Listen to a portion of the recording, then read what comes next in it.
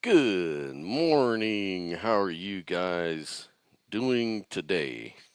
So, Sophia was just on here, but it looks like she might have ran into a little technical difficulty and dropped out for a second. But today we're going to critique or react really to the debate from last night. You know, our own Dan um, was doing a debate with a Christian, I guess, apologist about morality and Christianity being the basis of morality. And I was able to watch it last night. I kind of interacted a little bit.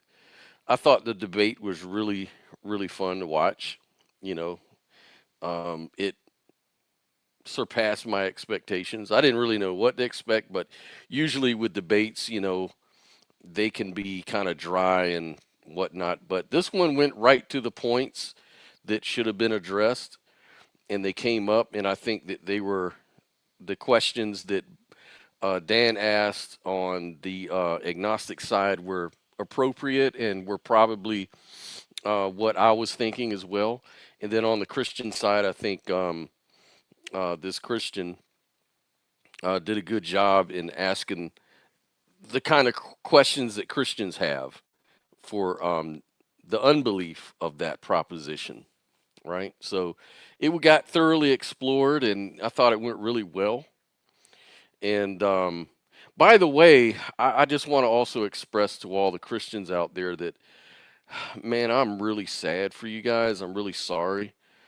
I was really hoping the rapture was going to happen and take you guys away. Like, I was really sad about that. I was looking very much forward to the rapture this week. I don't know what happened. There was so much confidence, there was so much fervor, and it seemed like it was inevitable. They had all the math added up.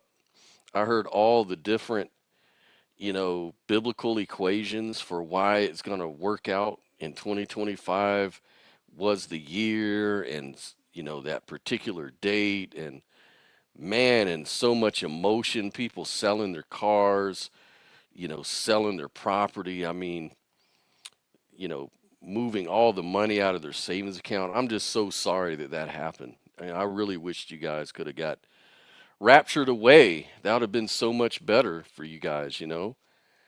But now, now you're out of cars, trucks, money, all because of putting your faith in people, putting your faith in the wrong things. Using faith as a tool, period, is pretty lame in my opinion. You to do that is putting yourself in danger. Now you've endangered your family all because of your faith and your beliefs. And so I think, I speak for Sophia here as well.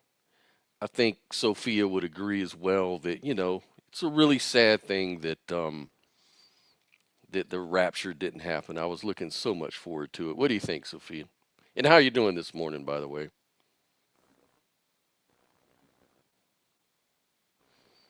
Uh-oh. Still having issues, it looks like. Can you hear? Hello? Hmm. Experiential realism. What's going on, Orlando? He said that's okay. Something celestial must have come up. God can postpone the rapture. Yeah, he can change his mind because he's omniscient and all powerful. He knows everything, so he can change his mind. Wait a minute. Does that make sense? What's up, Joel? I just finished a replay of this debate. Cool, man. Cool. We're going to kind of react to it. Sophia, can you hear us? Is there a lag? What's going on? Oh man. Well, I guess we'll have to press on. I don't want to hold things up.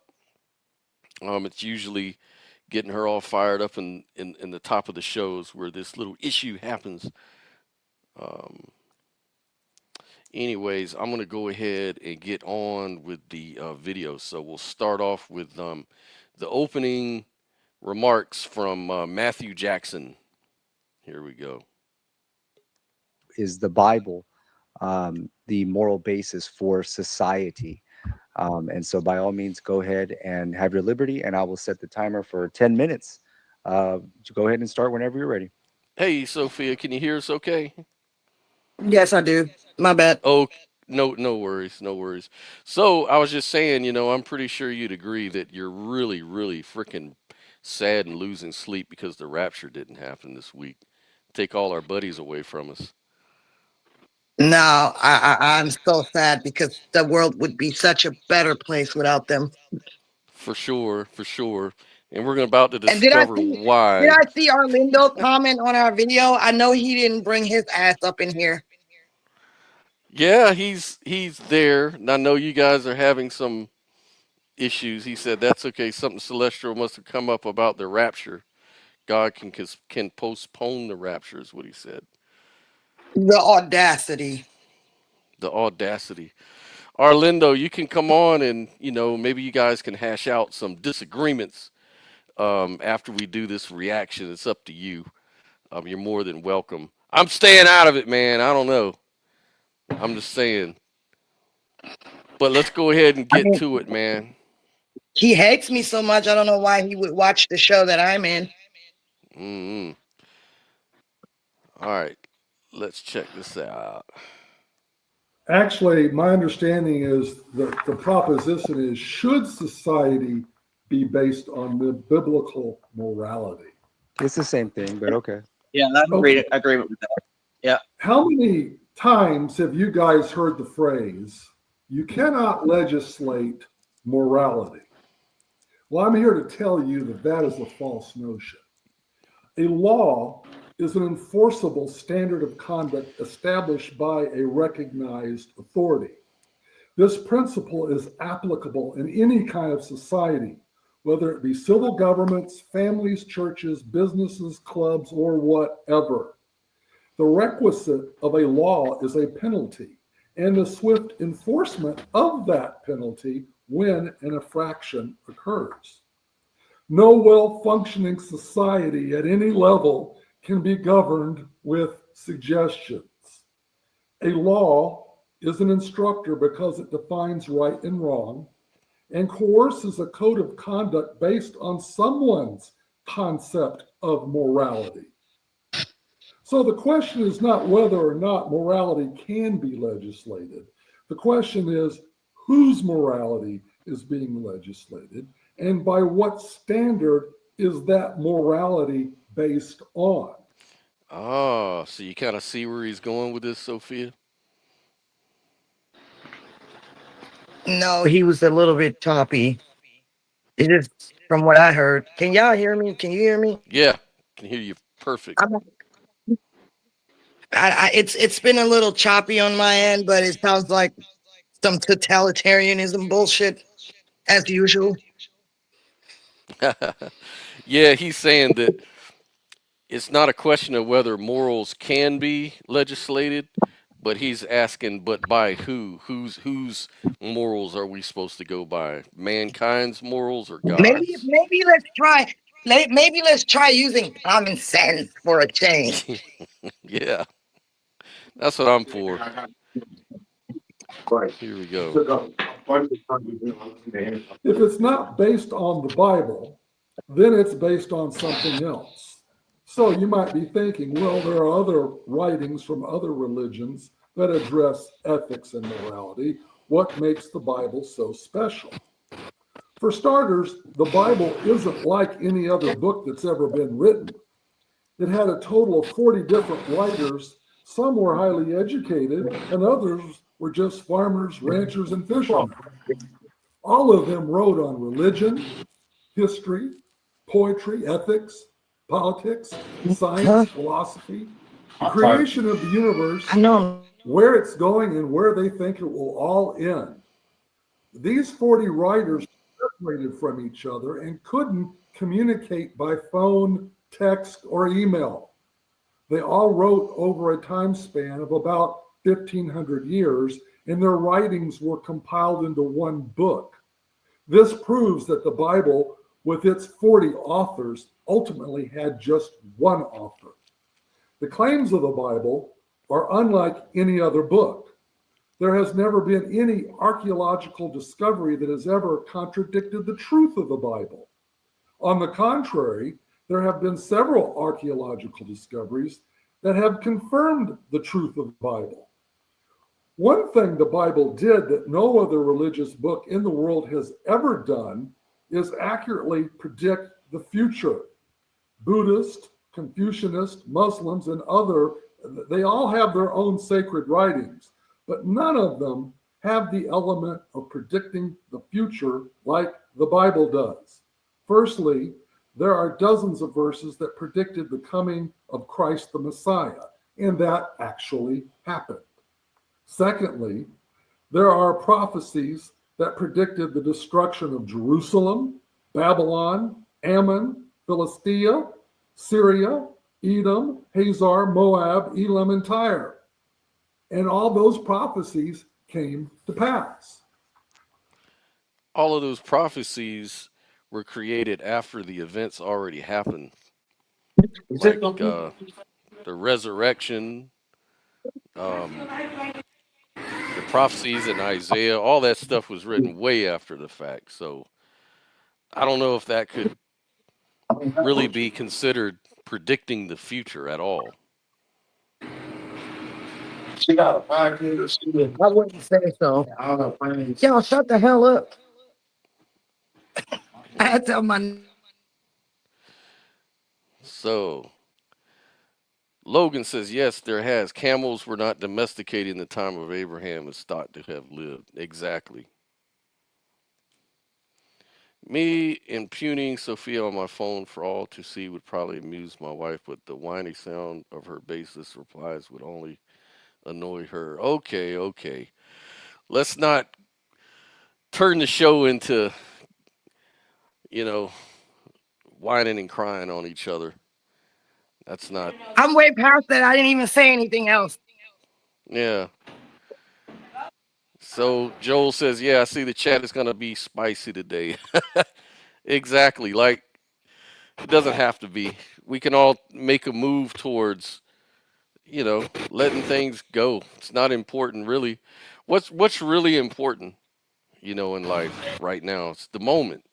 Why would we want to ruin the moment with any kind of Well, I mean, anxiety from each other? I mean, it's. I don't get it. well, these things are important, because they're happening in our lives right now. And the whole problem in this country right now is the division and people not being able to agree on things. That's the problem. But I mean, we can all pretend like we're just so fucking spiritual that we're going to stick our heads up our asses. Mm, We can do that. yeah. I think there's different opinions on how to handle things, and it is what it is. There's no need to lose your Yep. lose your joy from all that. Logan says, I would have liked to have participated in this, but one of my dogs has metastatic cancer. Oh no. So not much sleep last night, and will probably be taking a nap soon. Cuddle with him. Yeah, I don't blame you. I don't blame you, man. Pets are like kids. Aw. Yeah. So, anyways, let's get on back to the reaction of the video. So far, um, the pastor's just in his opening remarks. On September 17th, 1796, George Washington gave this advice in his farewell address to the nation. Quote, of all the dispositions and habits which lead to a political prosperity. Religion and morality are indispensable supports. End of quote. When George Washington took the oath of office, he placed his right hand on an open Bible. So I think it would be fairly safe to assume that George Washington believed that society should be based on biblical morality. Remember, before the United States existed, we were a collection of 13 colonies that had their own constitutions before. All right. Who in the chat can guess what fallacy this one is right here? Remember the topic of the show. Is the Bible the basis of morality? And part of his argument is bringing up George Washington and people like that who wrote the Constitution. What would be the fallacy in that argument? Can anybody think of anything?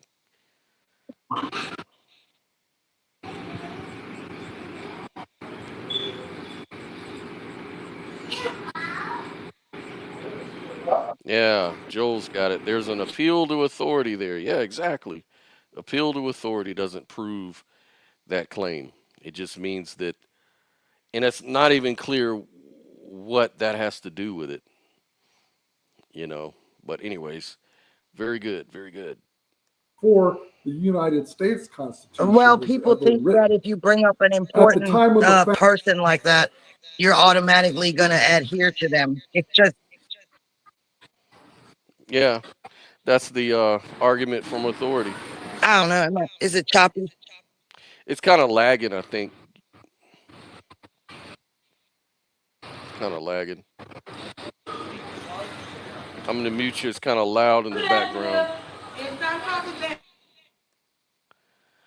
But it's all a non sequitur because it's not like Washington said the Bible is the basis of morality. Exactly. That's what I'm saying. It doesn't seem to be making the point he thinks it's making, in my view. Founding of the United States, the constitutions of all 13 colonies required a declaration of faith in Christianity in order for one to serve in government. In 9 out of the 13 original states, their constitution specifically required that one be a Bible-believing Protestant in order to serve in government. 55 out of the 56 original signers of the Declaration of Independence were Bible-believing and church-attending Christians. The book of Deuteronomy was very influential and often quoted at the time of the framing of the U.S. Constitution. While the U.S. Constitution does not explicitly quote the book of Deuteronomy, it draws its inspiration from biblical principles such as separation of powers, the consent of the governed, and that our rights ultimately come from God and not our civil governments. Did you know that one of the first acts of the Continental Congress in 1774 was to order the taxpayer funding for the printing and distribution of 20,000 Bibles? Did you know that Leviticus 25:18 was inscribed on the Liberty Bell, which reads, "Proclaim liberty throughout the land which you are in"? Some of our criminal and civil codes at the local, state, and federal level of our civil governments are based on Old Testament case law and the Ten Commandments. There are several displays of the Ten Commandments inside and outside the United States Supreme Court, including prominent displays in the Library of Congress and on the floor of the National Archives. The laws that we have against perjury in our legal system descended from the Ninth Commandment. You shall not bear false witness. We have homicide laws in every state that makes the distinction between murder and manslaughter. The concept that makes the distinction between murder and manslaughter descended from Old Testament case law. Old Testament case law covers other issues that we face today in our modern society, such as slander and falsehood, property damage, sexual offenses, personal injury, kidnapping, burglary, fraud, and theft. Now, just because most of our founding fathers thought that the society that they were creating should be based on biblical morality, does this mean that the society that they created was perfect? No. Are there parts of our society that were not based on biblical morality that could have been or could be? Yes. Is the U.S. Constitution a perfect document? No. It's a good document, but not a perfect document. Because I believe that society should be based on biblical morality, does this mean that I advocate for the stoning of adulterers and homosexuals? No. Or does this mean that I advocate that we turn our constitutional republic into a theocracy? No. While I would be the first to admit that our society is not perfect, I can tell you this: our society is better than most, if not all, the societies that existed during the course of human history. Let's look at some societies that were overtly unbiblical, like Stalin's communist Soviet Union, where he killed between 10 and 20 million people, or Mao Zedong's communist China, where he killed between 40 and 80 million people, or Pol Pot's communist Cambodia, where he killed between 1.5 million and 2 million people. In today's times, how many of you want to go live in Cuba, North Korea, Russia, Iran, or Venezuela? Not sure how this connects to the answer that the Bible is the basis of morality. You know, it's strange arguments he's making here, but I guess what he's saying is that he's assuming these are atheistic countries, and so because they don't follow the Bible, this would explain the bad results that he's bringing up, right? Or the Nazi Germany was very Christian, Lutheran, and Catholic. Exactly. Like there's always examples of bad behavior from Christian societies too, and Muslim societies, all based on the Bible or some holy text. So, not sure that makes a really great argument, but let's keep going. Do you know that there are 52 countries in our world today that either ban the Bible outright or severely restrict its distribution? Those countries don't have a problem with a high influx of immigrants coming into their countries because nobody wants to go there. While the United States may not be a perfect society, it is still the most desired place for people all over the world to come to. Now, why do you suppose that is? That concludes my time. All right. Well, it looks like you had a little bit of time remaining, but since you're concluding, by all means, Daniel, you can go ahead and have your liberty. There was about maybe 30 seconds left. Thank you, Matthew, for that introduction. By all means, Daniel, whenever you are ready, I'll go ahead and set the timer, and you can go ahead and begin. This is a debate about society, not government per se. But these two things are interconnected, as a society is the broad collection of people and the relationships that they form, while government is the structured institution that organizes a society and exercises authority to make and enforce laws. So while we shouldn't just take a narrow view here, what we are specifically talking about is the idea of getting our ethics and moral values that we use to form society from the book most people call the Bible. I prefer to call it what it is: instructions on how to subjugate women, or the manual on how to own slaves, or justification of genocide. Basically, it is in fact the guide to immorality. The debate tonight is very important because the question, should society be based on biblical morality, leads us down the dark path to a theocratic system of government. We cannot avoid that. It is the end goal. It is the end result. In fact, there are a small handful of countries that still operate on a theocratic system, I think all of which use the Bible as a fundamental doctrine on which to create laws and structure their society. These range from the Christian interpretation of the Bible to the Islamic reading of the Bible. Two things to note here.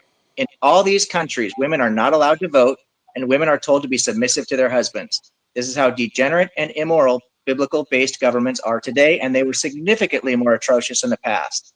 Do these things sound terrible and highly immoral? Yes, but those aren't just stories in the Bible. They are prescriptions for behavior as taught by God, Moses, Paul the Apostle, and even Jesus himself. The evidence shows us that nearly every single modern society today that's functional has set up the rules and laws based on secular humanist ideas. What you will hear from my opponent is that there are some people who think those old laws don't apply anymore. But that claim is incoherent if you actually read the Bible. And this is the primary reason we absolutely cannot use the Bible as the grounding for any society. It is internally inconsistent, contradictory, and incoherent. That is why we have 2 billion people spread over tens of thousands of different types of Christianity alone, none of whom agree with each other, or with the billions of Muslims who also use the Bible, and then neither of these groups agree with the hundreds of millions of Jews who are also using the Bible. This is evidence that the Bible is subjective to various interpretations on morality and ethics as well as theology. And what kind of moral laws do we see in the Bible? Well, I'm glad my opponent brought up Leviticus because we'll be talking a little bit about that. And the New Testament as well, because people like to hide behind that. Misogyny. Paul tells wives to keep busy at home and be obedient to their husbands. Titus 2:5. He further clarifies that wives should in everything submit to their husbands. Ephesians 5:24. Slavery. God tells you that you can own people as property for life and pass them off as an inheritance to your children. Leviticus 25:44-46. Beating your slave to death. If you want to beat your slaves to death, all you need to do is make sure they don't die within the first 48 hours. Exodus 21:20-21. Paul comes along. He's one of our most prolific New Testament authors. Surely he would have said, after several hundred years of this Old Testament law, that slavery was wrong. We shouldn't be doing the slave thing. No, Paul says, he doubles down on this and says, slaves, obey your masters with a sincere heart, just as you would obey Christ. Ephesians 6:5. He also tells slaves to obey their masters with fear and trembling. Colossians 3:22. That's fear and trembling. Excuse me. Sexual assault. My opponent brought this up. Well, it's very interesting that he would talk about that because God actually tells virgin women that if a man sexually assaults her, then she must marry the man who violated her. I'm going to repeat that because this is how degenerate this religion is and this Bible is, okay? God tells virgin women that if a man sexually assaults her, she must marry the man who violated her. Reference Deuteronomy 22:28-29. God also sends Absalom to sexually assault 10 of David's wives in public for everyone to view as some kind of spectacle. The wives didn't even commit the sin in that narrative. David did. As a punishment to David, God sends Absalom to violate 10 of his wives. That's 2 Samuel 16:8-23. Children. It's said that Jesus says, let the little children come unto me, right? And everybody says, oh, Jesus loves the children. Unfortunately, Jesus condemns the Pharisees for not stoning their disobedient children according to the Mosaic law. That's Matthew 7:6-13. And the Mosaic law he's referring to is in Leviticus 29. Remember that Jesus telling people to love their neighbors as themselves is part of the same Mosaic law that tells people to stone their children, own slaves, and etc., etc. That's Leviticus 19:18. And at the bottom of a very deep barrel of immoral behavior that we find prescribed by the God of the Bible, God tells King Saul to kill all the Amalekites, including women and children. That's 1 Samuel 15:2-3. Complete genocide. But that fails in comparison to the global flood narrative, where God himself wipes every man, woman, and child off the face of the earth by drowning them. Reference Genesis 6:7. God says these laws are permanent. Reference Deuteronomy 4:40. Jesus says to follow the Mosaic law and that the law had not been abolished. Matthew 5:17-19. There are people who follow the Bible and think the law is still in effect. Some disagree. There are people who ignore the obvious contradiction between Jesus and Paul when Jesus says he did not come to abolish the law and Paul says the law has been abolished because of Jesus. And there are a myriad of various other beliefs among the multitude of different interpretations of this book. I have no doubt that my opponent today will have his own creative interpretation. We cannot use something as incoherent and contradictory and open to interpretation as the Guide to Immorality or the book my opponent knows as the Bible to form a society.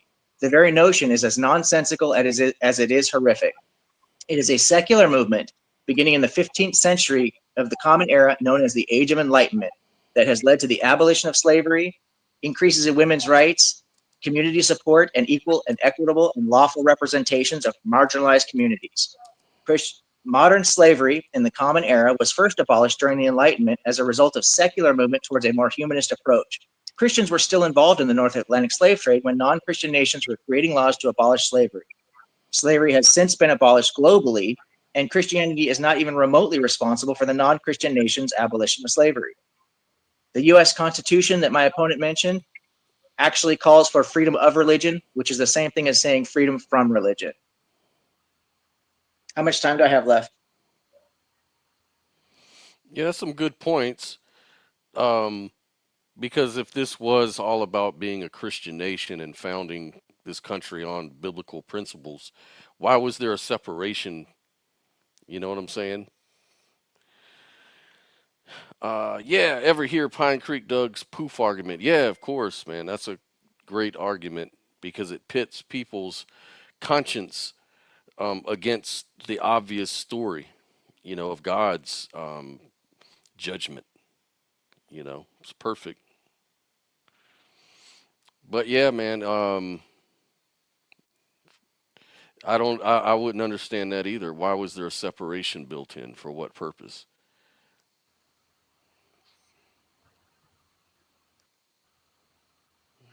All right. Well, that was a very good opening. And according to the format that we, Remember, slavery in the Americas Let's go needs to back. get his Matthew, if you want to go ahead There we go. and respond to Daniel, and then Daniel, you'll go ahead and respond to Matthew.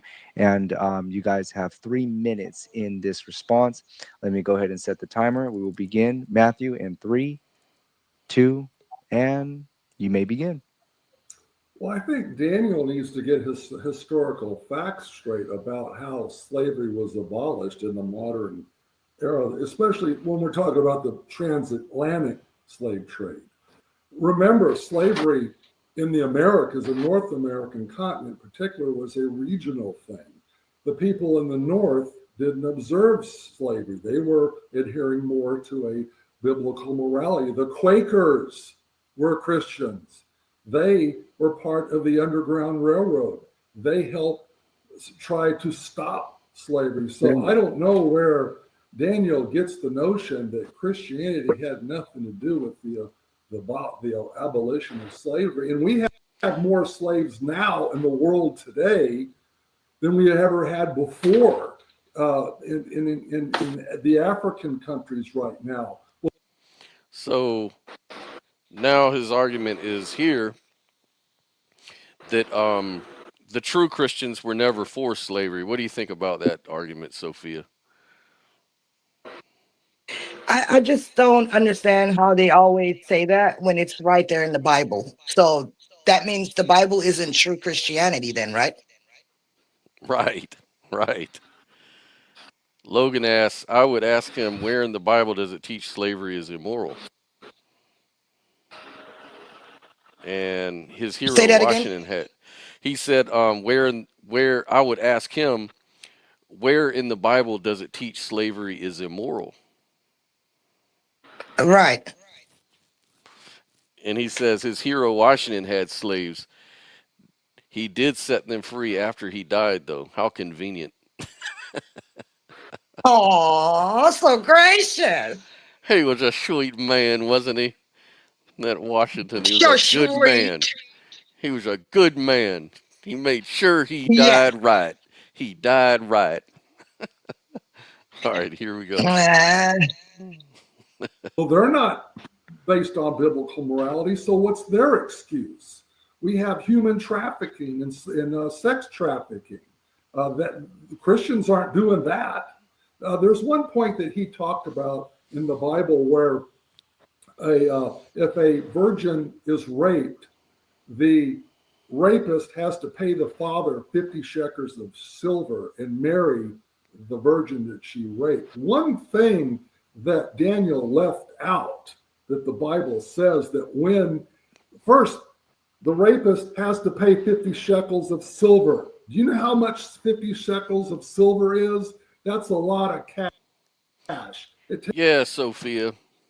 So if someone rapes you, hey man, as long as So they what the pay a hell? lot of money. Yeah, hey, they paid a lot of money to get away with that. But disregard the fact that this woman has to marry her rapist, Right. And who is he paying? her dad. Yeah, it's not paying her. I find that kind of odd. That's amazing. Amazing. Yeah, I wonder if he'd go along with that if it was his daughter. It takes a lot. It takes about 6 or 7 or 8 years to earn 50 shekels of silver. Okay, so he would be in debt to the virgin's father. Plus that, he would lose his divorce rights. Do you know what it's like for a man living in the Bronze Age to not have divorce rights? He'd be laughed. He'd be the laughing stock. So you might want to take a look at that scenario. Now, if a rapist raped a married woman or a betrothed woman, he would be stoned. So Oh, there's so that several. makes it. Yeah, see? Oh, so the woman that's not married, she has less value too on top of it. Right. 'Cause she was just a whore. Oh my God. So that works. See how it all works out? See how smart God is at the end? It all boils down to Jesus. That's insanity, man. Rape Yep. laws, not just the one thing. How much time I got left, Tristan? Anyway, yeah, I think Daniel needs to rethink. I mean, there's a lot of good things in the Bible. Isn't it good to not commit adultery? Isn't it good not to steal? Isn't it good not to murder? There's a lot of good. Yeah, why focus on the bad stuff? Let's just look at the good My whole stuff. thing is, like, that's just common sense, right? You shouldn't murder nobody. Like, why somebody got to tell you that? Right. Exactly. Isn't it good that I'm not a murderer? What do you want, a hero cookie for that shit? Exactly. Like, see, you needed the Bible to tell you that. Uh-oh, here we go. That alone lets me know something's wrong with people. Oh, yeah.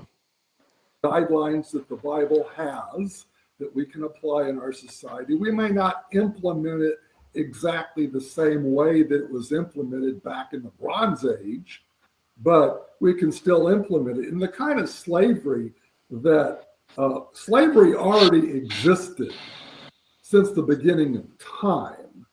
And it existed before God gave Moses the law. Okay. And so God decided to regulate. So did murder. So did homosexuality. So did a lot of stealing and a lot of crap. But he didn't let that fly. He didn't let people get away with eating shellfish and stuff like that. I'm sure that existed before the law, right? Oh my God. Something. Also, This is polygamy painful. and concubinage were institutions. And those slavery, polygamy, and 10 concubinage, seconds. that was going on all over the world. It wasn't going on just in the Hebrew culture. Everybody did that. And if I was a slave or a woman, I would Time. want to, living in the Bronze Age, I'd want to be living in the Yeah, because God was just like everybody else. His laws were no better than anybody else's, I guess. Hebrew. What an argument. Yeah. You get more rights.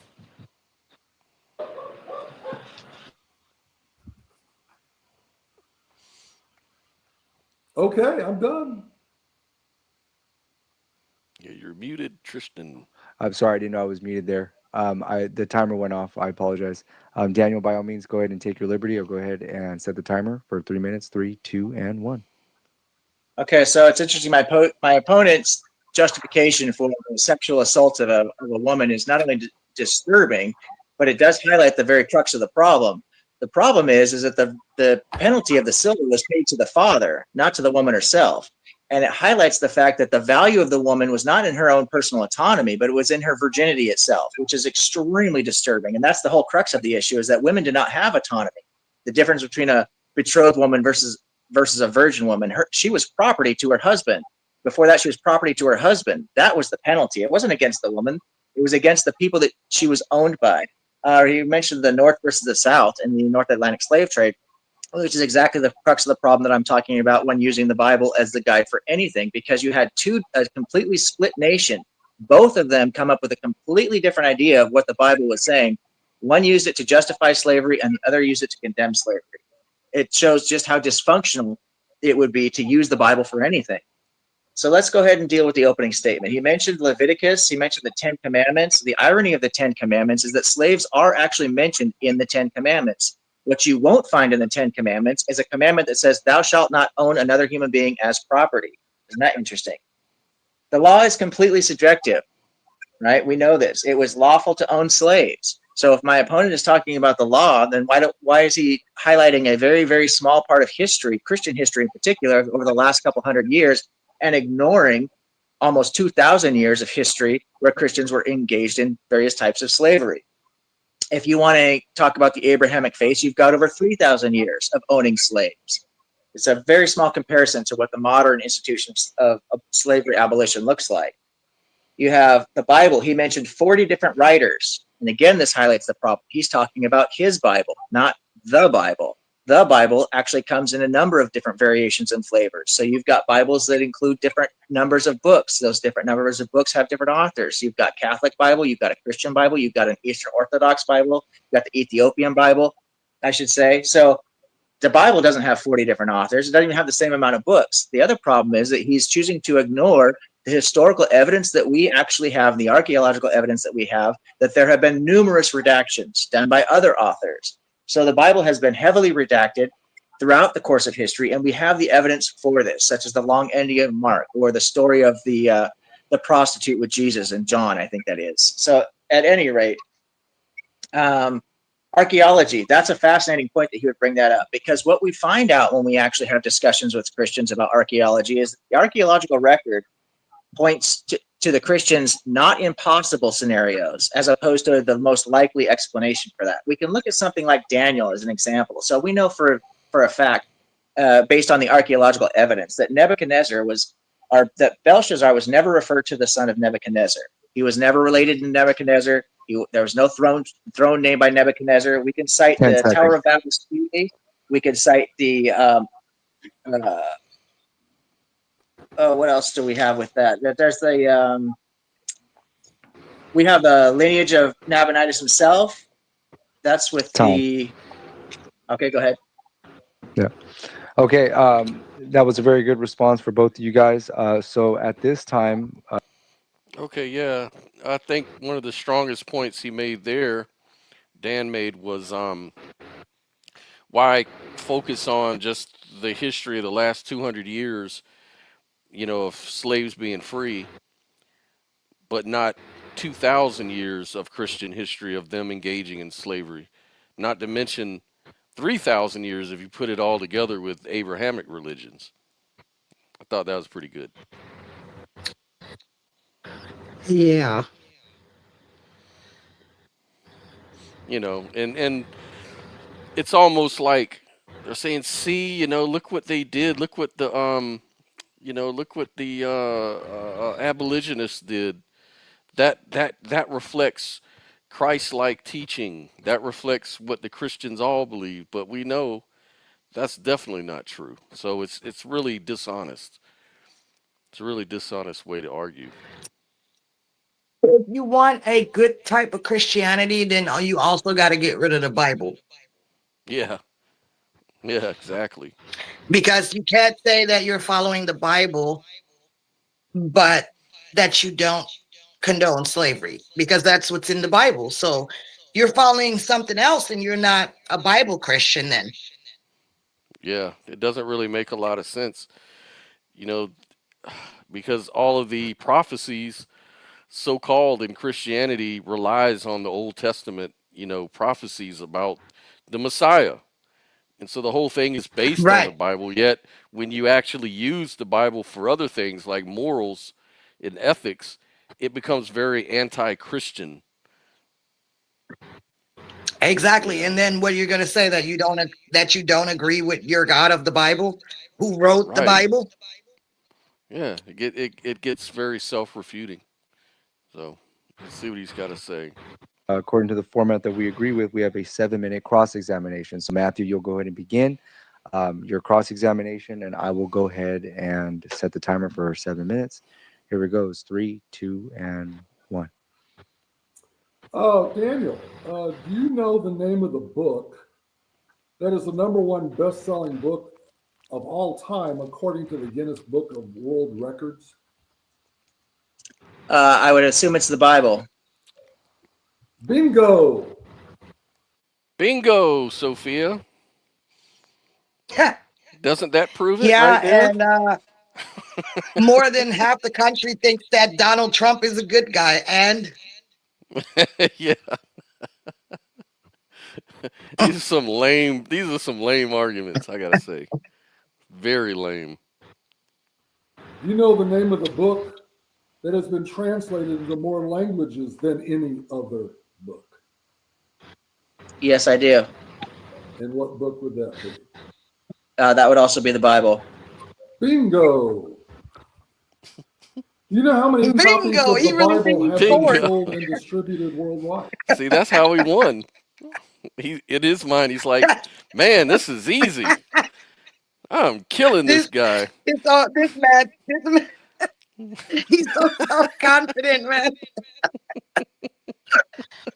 Would That that is get on your funny as nerves? shit. Wouldn't that get on your nerves? Like, shut the fuck up. All right, here we go. Bingo! Bingo! Like, shut the fuck up. We should put that in our I do not. soundboard. Yeah, Let me help you yeah, I'm out. going to. Over 5 billion with a B, billion. Do you think that the Bible's high volume of distribution and its high volume of language translations speaks to the Bible's credibility on ethics and morality? No, I do not. Do you believe in human rights and those rights should not be taken away or transferred? Duh. I do believe in human rights. Yes. Pretzel If you believe in human Pretzel rights, logic. where exactly do those rights come from? So objective ethics is what the standard is, and this is a natural law. It's tied to evolution. Biological evolution is linked to social evolution through these objectives. Morality is a language that we use that defines behavior. When the behavior aligns with what we call ethical, that is what we base our laws, what we should be basing our laws on. Since you go by the pseudonym at Objective Ethics, does this mean that you think that your ethics are objective? I think that ethics are objective. Saying my What about ethics your is we don't have ethics, we have morality. So the morality defines the behavior. So is my behavior moral? Is that what you're asking me? Ethics is the standard. So ethics is referring to the meta. Morality is referring to the normative, which is the behavior. So do I have your ethics or your morality? Do you think it's objective? I think that when my morality, which is you're saying my behavior in a particular situation, aligns with what is ethical, it is in fact moral. So that's a yes? Okay. In the advertisement for this debate, you are identified as an agnostic. That's correct. Are you absolutely sure that you are not an atheist? I am quite certain. The definition for agnosticism is neither belief nor disbelief in any gods, and it is also the belief that nothing is known or can be known about any gods or supernatural phenomenon. So you're positive. I cannot be an atheist I cannot be an atheist or theist by definition because I don't think it's possible to know if there's a God or not. What kind are you the kind of agnostic who believes that one cannot know if there's a God for sure, or do you believe that you could know if there's a God if there were enough evidence? Which one do you believe? Well, technically, there's only one type of agnostic. A lot of people don't understand that. I've given talks about the history of atheism and agnosticism, and agnosticism is in fact the belief that nothing can be known about any gods or supernatural phenomenon. So you believe that you cannot know for sure if there is a God? That's correct. We're talking about a God that exists outside time and space, I assume. Thank you. And you seem to be fairly certain that you cannot know who God exists. You'd have to define God to make sure we're talking about the same thing here. Did you use your reasoning to determine that we can't know whether or not God exists? Oh Lord, here we go. It's based on reasoning, intelligibility, which is based on experience. Okay. Now, how do you know whether or not your reasoning is likely?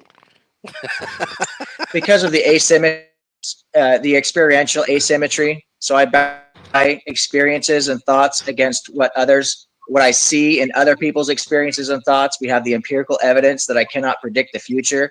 If you're looking to hide behind hard solipsism, religion isn't going to get you that answer. You're stuck in the same pinwheel. And did you use your reasoning to determine that your reasoning is working? Again, it's the asymmetry of experience that we use our reasoning to ascertain. This is the same kind of argument that other Christian was debating me about. That's the dumbest argument because you're in the same fucking I'm boat then. laughing. Right. And this is the thing. I'm laughing. This is really bringing me to tears, like laughing tears, because it's insane that we have to sit there and explain some shit like that. Yeah, it's the most tedious argument in the world. Like, who gives a shit? Like, you're not making a point. Like, we obviously are because we're decided to have this conversation. So, you just want to end the conversation here? That. Why have you stopped short of being an agnostic? Why don't you just go all the way and be an atheist? Same reason I haven't gone all the way to be a theist, because I give it a 50-50 proposition. Do you think Very that smart. Christianity is a myth? Christianity is a myth. Yeah. Do you think it's a myth? I think all religions are mythical in nature. Okay. They were invented by men. They're stories that were created by men to Okay, answer so- questions. Oh, okay. I'm sorry. Do you know who Yeshua ben Joseph is? Jesus. It's Yeshua Jesus. ben Joseph. Go ahead and That's just jog my memory to Jesus. make sure I'm on the same Well, page here. 1 minute, Actually, by the way. 1 minute. 1 minute. we call him Jesus, but when Jesus. Jesus was on the earth, he actually went by Yeshua, not Yeah. Okay. Jesus. How does that He help got the you? name Jesus later. Okay. No, I Good. understand that. Dude, I'm- Yep, yep. Congratulations. Okay, now, do you think that Yeshua or Jesus was a true historical figure who actually existed? Yes. Who cares? I lean towards historicity. I'm not convinced either way fully, but I do lean towards historicity. Okay, if you think that Christianity is a myth, So, what's your are you point? sure You just go to the that next there one. could be enough evidence to actually convince you that Christianity is not a myth?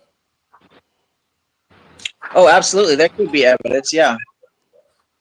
What is a woman? I love that question. That's so funny. What So is a a woman, woman? what we understand with modern In the science, hell does neurology. that have to do with it? I'll go answer. Dude, why did he want to take it there? Oh my God. That's like for a lot of them, this is their catch-all. They'll get you. This is their little gotcha moment. He can't tell you But what how a the hell woman does that, is. how does that help you prove Christianity? God, Because they're just pretty stupid. Stupid gonna do what stupid and I do. agree with Joe. His line of questioning is it's really out of there, man. Like every time he poses a new question, I gotta laugh harder. Exactly. What the fuck? The question. A woman is a human being whose physical anatomy, which includes their mental state and identity, aligns with what we observe in an adult human female. So a female can be a man or woman, a male can be a man or woman. And she has to have pink fingernails. Can a biological man become a woman? That's time. That's time. That was the last question, Matthew. We're going to go ahead and turn the I'd love to table. Some have Phil dumbass answer questions. that one. Yeah, Stop you know, this we can go ahead and have motherfucker. the Like- opening and the I really wanted him to Phil? answer that one. And just- Did you hear what he said? He's like, I really needed him to answer that last one. I would have got him. Mhm. Right. I'm kind of glad Any he stepped questions? in at that point, though. Yeah, it was getting old. Let's see. I think, yeah, this is the part where objective ethics does the same sort of line of questioning to his ass. From those that are in the comments. Those of you guys that are in the comments, by all means, send your questions. Make sure you put the name of the person. Daniel, whenever you're ready, we can go ahead and begin. Bingo. Okay. All right. Are you aware that the definitions of subjective Bingo. are dependent on a mind, or in philosophy, it means subject to change over time? Repeat the question. Bingo.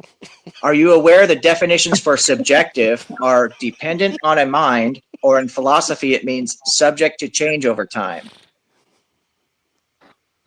Well, according to who? I mean, I just subjective. gave you it's subjective. That's the definition. Are you aware of that, or are you not? Are you not educated in that field? That's fine if you're not. My understanding of what subjective means. But Okay, that's What? fine.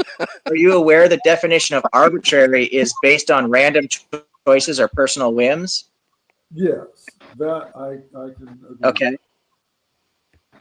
Do you think it's a good idea to base our society on a book that is subjectively open to arbitrary prescription of moral and ethical behavior, which was used historically to justify things like slavery, misogyny, and genocide? Well, the premise of your question is very prejudiced. What? Very It's a biased. yes That's or a no. yes or no. Do you think it's a good idea? You do think it's a good idea to do that? It's a yes or no, dummy. Well, I don't think the Bible is that. So Okay, therefore, So it would be no. that's a trick question. The Bible wasn't actually mentioned in my Wow. question. Are you, but we'll move on. Are you aware that there's not a single verse? The Bible wasn't mentioned in my question. No. Are you aware that there's not a single verse in the Bible that states there's a division of the Mosaic law by moral law, ceremonial law, or judicial law? That's not true. There is. Where? All right. What's the verse? Chapter and verse? There is none. Well, boy, that's a whole nother.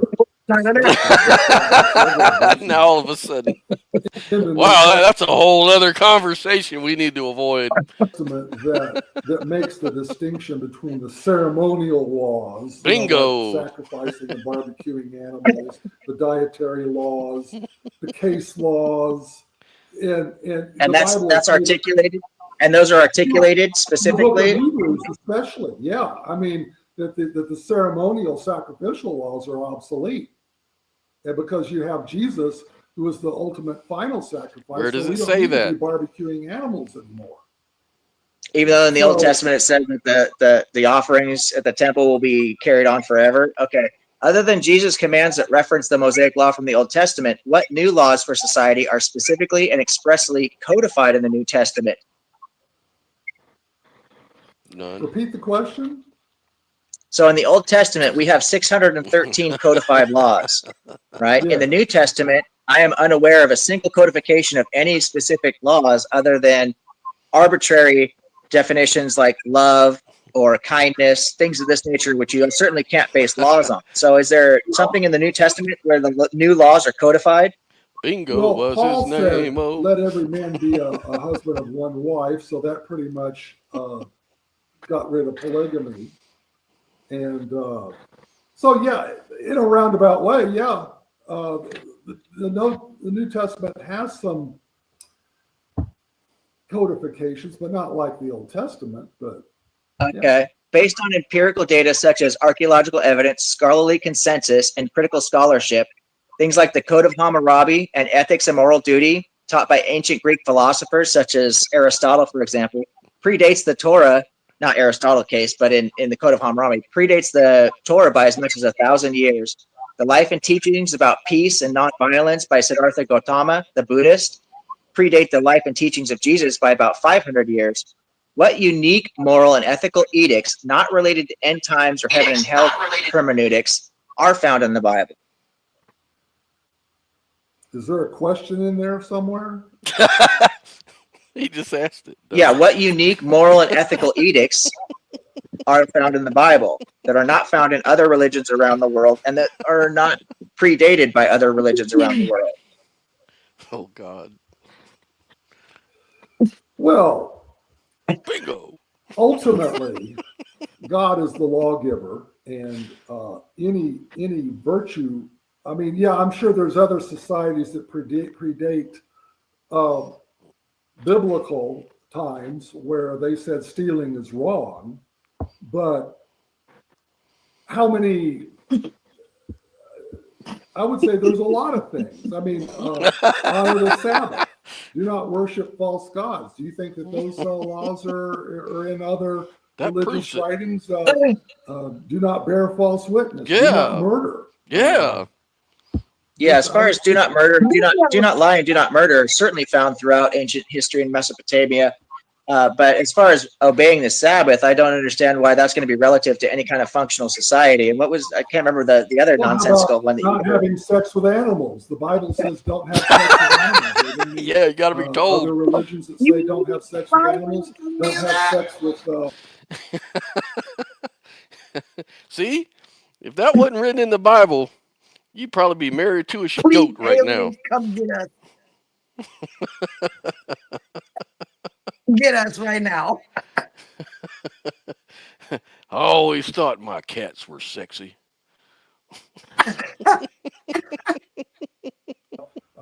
Certain relatives don't have sex with same-sex people. I mean, well, if you're not supposed to have sex with certain relatives, why was the eldest son required to marry the mother when if the father was killed in ancient Israel? Son, right. No, I think it's the brother. Oh, that makes it. If the brother better. loses his wife, I mean, okay, if a guy loses his wife, no. If the husband dies, then the husband's brother takes the wife. There's no. Oh, okay. So it's all in the family, just not. That's kind of creepy as fuck. Yeah, man. When I die, you can have my wife. This is crazy, man. This is crazy. I don't even know what to say. Objective ethics, man. He has the patience of a saint because I don't know if I could have kept a straight face, at all. No. The look on my face when he brought up bestiality, bingo. What the fuck, man? Oh my God, this is that proves it. God damn. It's all in the family, just not in the way that I was thinking. That's my mistake. Right. Okay. That would not be incest or, and that's a Levirate thing, and the Levirate marriages are obsolete in the New Testament era as well. So when Paul says that you should marry a woman at the flower of her age, do you think that's a good law? Do you think it was a moral law back then when Paul said it? I'll say that. When in Paul's time, do you think that? Okay, Tristan and I had the conversation a month ago. Tristan cited 1 Corinthians 7, but he didn't cite the specific verse, and it was verse 39, where it says, if the woman passes the flower of her age. Now, back in those days, women lived, the lifespan of an average woman was from 30 to 40 years. So that meant that her childbearing years, prime childbearing years, were her teenage years. Okay? So you think it's a yes or no? Yeah, but it's a yes or no. So I understand teenage years. I understand flower ages. Do you think it? I think it was. I mean, I don't see anything wrong and now, with it. and in modern society with modern medicine and women living. Okay, got it. Say that again. Because women didn't get that old, so we had to start early and molest the girls. Got it. Yeah. That's how it works. Get it while the getting's good. Longer. Do you think that's still a good law? Well, the flower of her age has now expanded because of modern times and modern medicine, because women are now bearing children in their late 30s and early 40s. So the flower of a woman's age now, because they're living longer, is going to cover 2 or 3 decades, where back in ancient Greece, in first century times, it was only the teenage years. They had a shorter span of a flower. So you got to take that into account. You got to take modern science, modern biology tells us that children, women and girls. Let me ask you, Matthew. You like flowers? You like to pick them flowers, boy? Girls and boys are actually maturing at an earlier rate. So creepy. Flower boy. Not a slower rate. They're maturing faster. Probably so. because of chemicals and hormones and things like that in food. We don't really know why, obviously. So this flower over age starts, in essence, could be starting earlier, not later. 10, 11, 12, 13. Yeah, okay. Right, 1 right. minute So left. do you think 1 it would minute be a left. good idea? Well, do you think it would be a good idea to follow that flower over age? Or do you think we should do away with that in modern society? Well, we need to adjust, recalibrate what the flower of her age actually means. It doesn't mean her teenage years anymore because women are living longer. What about slavery? Slavery was considered moral and lawful, right, at one point in history, in biblical history, and it's illegal now. Do you recognize that there's been a specific change there? Yeah, and I would not advocate. And because there's been a specific change there, do you realize that that makes the law about slavery subjective because it changes over time? Yeah, we don't live in the Bronze Age anymore. That's not the Right. question. Okay. 10 seconds. Just wanted to 10 clarify seconds. the definition of subjective for you. All right, I'm done with my questions. I appreciate you answering the questions as succinctly as possible. Very, very much. Thank you, sir. You're very welcome. Very nice. Well, at this time, you guys, we do have, we're going to open up the questions You're from the very audience. welcome. You guys that are in the Bingo! audience, We go gotta ahead do and. closing statements. We got to do closing statements. 5 minutes. Oh, okay. I thought we were going to do the closing statements after. Well, let me go ahead and Look at Dan trying to run the show. You ain't supposed to tell the man what to do, man. He's like, no, we're supposed to do closing statements first. No, I'm just kidding. introduce this to you guys. Do you guys want to have an open discussion?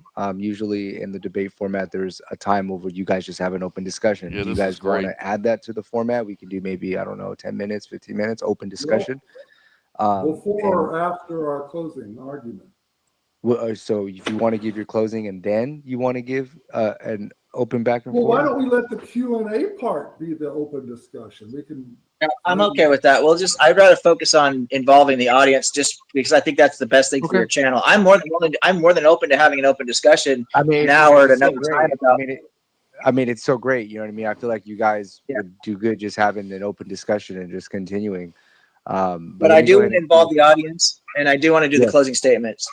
Of course. Let me see. Question from Matthew. We have one here. Again, you guys, when you post your questions, please put your name, just like this gentleman did. It would make it easier for me. Brooklyn Question from Lou. Matthew. Can we do the closing statements before we do these questions, though?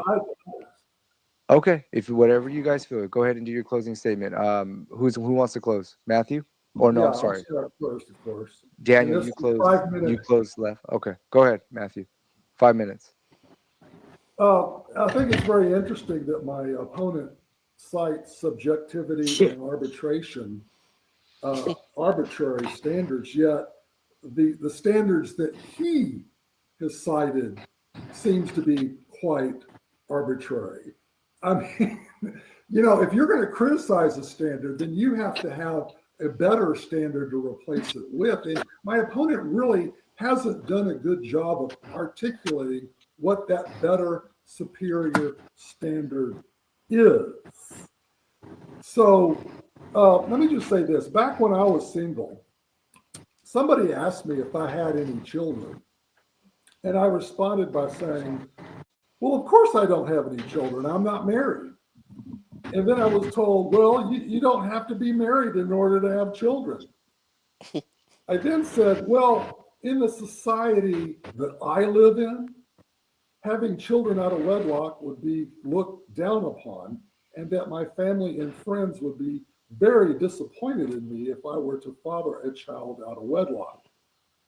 Now, let's take this principle and apply it on a grander scale, more on a macro level. Take a look at those societies that have a high out of wedlock birth rate and a high percentage of homes that are headed up by single unwed mothers. You mean like How in are those America? societies doing? Do you know that a child born out of wedlock and raised in a single parent home without a father is far more likely to drop out of school, get involved in crime, drugs, and go to prison? That is what can happen when a society doesn't practice biblical morality. On the flip side of that, look at those societies that are wealthy and prosperous and are practicing biblical morality, at least to some extent. Look at their out of wedlock birth rates and the percentage of their homes that are stable with a mother and a father. Do you know that there are 5 things a young person can do to avoid living in poverty? Number 1, finish school, biblical morality. Number 2, What? don't get involved in crime, biblical morality.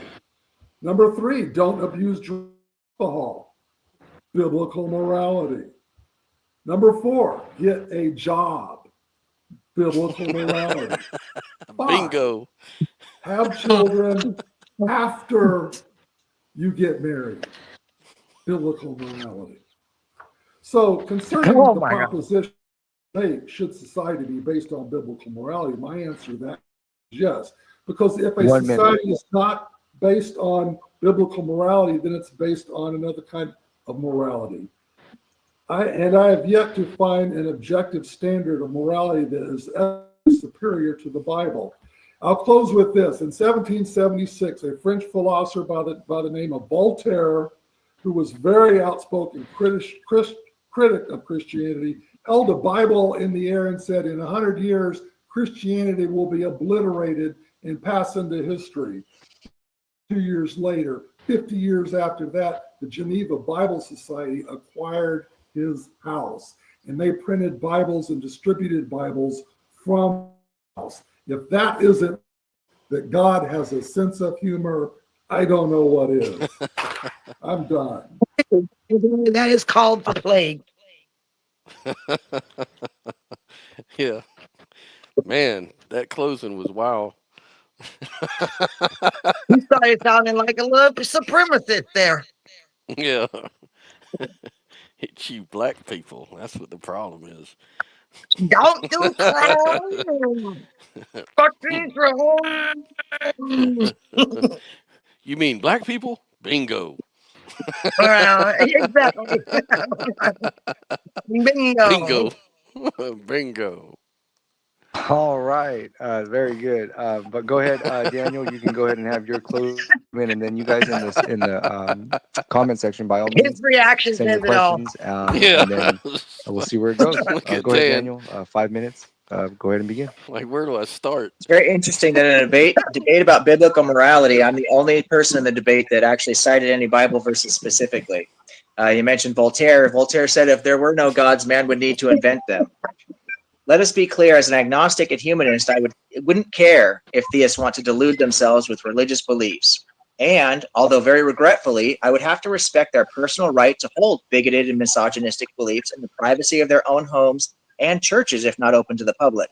But as soon as they try to spread their bigotry and misogyny out to the public, they are actively harming people. The idea of using the Bible, the guide to immorality, as a basis for society is as abhorrent as it is reprehensible. If the Bible has been unable to produce a single interpretation of ethics and morality that is in fact axiomatically true or objectively egalitarian, then it cannot be considered as useful for anything other than encouraging and promoting the toxic behaviors of us versus them and might makes right, which is exactly what we have seen for thousands of years historically. The Bible promotes misogyny, bigotry, separatism, and divisiveness, conspiracy theorists, flat earthers, and science deniers. If we use this guide to immorality to build our societies, women would not have autonomy over their bodies, they would not be seen as equal authorities in the home, members of the LGBTQ community would be shunned, people in need of health care would be denied in many cases, foreigners would be enslaved and treated as unequal, and we would literally be throwing rocks at disobedient children. Matthew's looking at him like, yeah, and what's wrong with all of that? It's exactly what we need. The acronym for all this is FUBAR FFS. If you know, you know. The very thing my opponent is arguing for is a seed that will grow into a weed called Christian nationalist ideology, which is a thing that will choke out freedom, equality, and justice for all. And I'm going to close there. Amen. All right, you guys. Thank you Amen. so very much for those closing statements. We did have one question. I did see maybe a couple others, but you guys, please make sure you're putting the names on the questions. That way we can know directly who is it for. And so let me go ahead and get to Brooklyn Lou the Skeptic. He said, question for Matthew: is an intersex person a male or female? Why is that? Would it bother you if an intersex person chose a gender? It looks like there's three parts to this question. Go ahead. Enjoyed the show yesterday. Well, how many Brooklyn Lou. in 10,000 births or in a million births, how many people are born intersex? I mean, this is one thing I find very amusing about the far left is that when we discuss a principle, they'll take an extreme example, like when discussing abortion, they'll say, "What about rape and incest?" And I say, "Well, yeah, but that's less. Rape and incest cases are less than 1% of 1% of all the abortions. So let's concentrate on the 99.999%." And I would apply that same principle with this intersex thing. Yeah, that's a freak of nature. That happens on occasion. But we're not, that's not what we're talking about. We're not talking about when God messed up, okay? When we're talking about gender reassignment surgery for minor, I can really hear I'd that like guy. to ask Daniel if he thinks that's ethical. Should should biological men be able to compete in sports? Should biological men be able to use women's restrooms in public places? I mean, we've gone to the other extreme now. Where and I didn't even get a straight He needs to talk to Logan Daughtery about that. He could set him straight on that. answer from Daniel when I said, "Can a man become a woman?" and what is a woman? Okay. Daniel, you want to go ahead and respond to that? I'm not taking direct questions, but I'll respond to Brooklyn Luz. So when we talk about secular humanism and what's more egalitarian for everybody, we don't need to worry about isolating out what is the specific intersex people versus or men or women, because the human body is comprised of not only the physical anatomy of having a penis or a vagina, for example, but we have a mind, we have a brain, and that brain contains things like our identity. We have lived experiences. This is what makes an entire human being a human being. All those things come into play. Therefore, I'll repeat it for Matthew just so he understands. A male can be a man or a woman. A female can be a woman or a man. An intersex person can be a male, a man, or a woman. And they have every right to decide that for themselves. Society should not be determining that for them.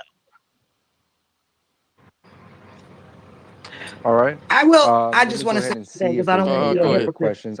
Go ahead.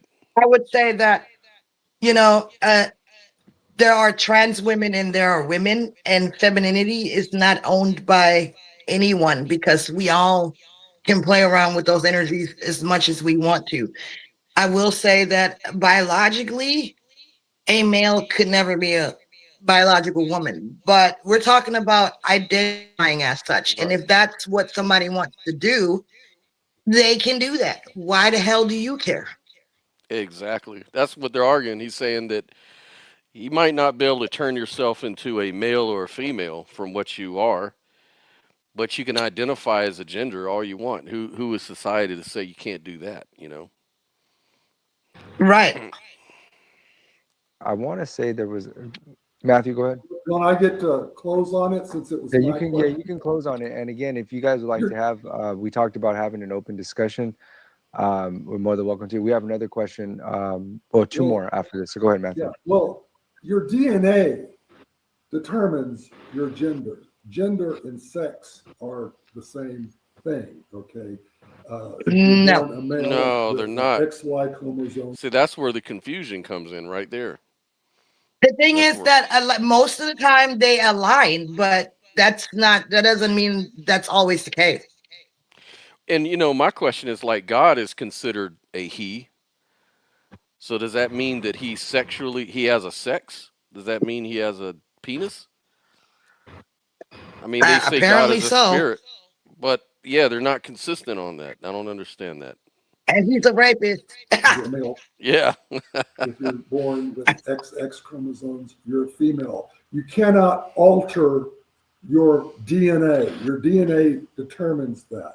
So you can get if you're a man, you can get your penis whacked off and you can take female hormones and you can dress up and drag all you want. But at the end of the day, you still have XY chromosomes. And when you die and you're buried for 1,000 years and the archaeologists dig you up, they're going to find the skeleton of a male person with XY chromosomes. All right. Right, and we know Let's go that. ahead So and get to the okay. next question Mhm. here. To Matthew, is God his own being with a separate mind from Look, other it's me. minds, The like discussion. human minds? If so, Hey, that God. would make God Hey. a subject. If so, wouldn't that make God a subject? Well,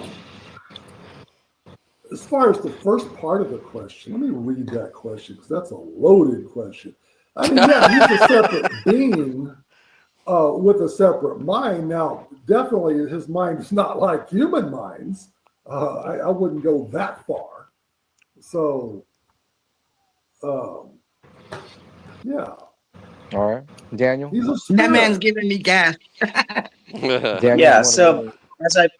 as I clarified earlier, and I understand my opponent says he's unaware of the definitions, both the dictionary definition and the definition in philosophy. But you have two definitions for the word subjective. One of them is mind dependent. As we know, the Bible is quite clear that God has a mind. All three of the Abrahamic religions actually agree on this point, which is an unusual point of agreement to get between the three different faiths. But they all believe God has a mind. Therefore, by definition, God's mind is subjective. However, the other definition for subjective is that which changes over time. We already talked a lot about how these laws have changed over time. My opponent admitted that these laws change over time. What he thought was good during Paul's time with the women of the flower of age is now a little different now. So this is another point that we can look at and say that these things are subjective. So you don't Owned get an him. objective standard from God. It's subjective. It's just subjective to God's will, God's opinion, God's commands, however you want to, divine command theory, whatever you're into. Bingo. All right. Since that was addressed to Matthew, you go ahead and close, and then we have looks Well, like three more. not stealing, I think that's a pretty objective standard. Not committing adultery. What? You are married, aren't you, Daniel? Aren't you, Daniel? So you would be against adultery, would you not? Bingo. Is that subjective or objective? It's intersubjective. Am I answering questions, or is this because I don't mind answering questions, but I didn't think this is another cross examination. But the standard for these things like not stealing and adultery and whatever else you want to call it, these are based on what I call the 7 pillars of ethics. Okay, and that goes back to what I was talking about before, the natural law, and you need to look into what Aristotle was talking about, and even before him, Socrates, for example. So when you look at some of the church fathers that had input on these laws and stuff, they actually borrowed. So like St. Thomas Aquinas, Irenaeus, they borrowed from Aristotelian virtue ethics, the golden medium and things of this nature. So this goes back to the natural law. It's a natural law that if you let people steal, your society will collapse. If your society collapses, evolution stops. And we know that evolution is propagation of the species. So it's all tied to nature. Well, what about Hitler?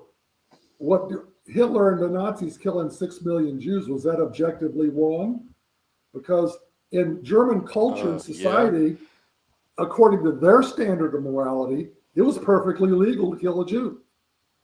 That's right, because you're talking about their subjective standard. But when you want to talk about Hitler, look at European empiricalism, which ran from the 15th to 16th century, right? Which was done by Christians who were based on Christian nations and Christian ethics, and it led to hundreds of millions of deaths, far more than Hitler, Stalin, Mao, or Mussolini combined.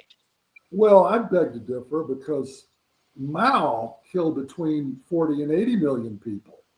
Stalin killed in between 10 and 20 million people. So, and those societies were very unbiblical. I mean, they went out of their way to be unbiblical. So what's but you're comparing that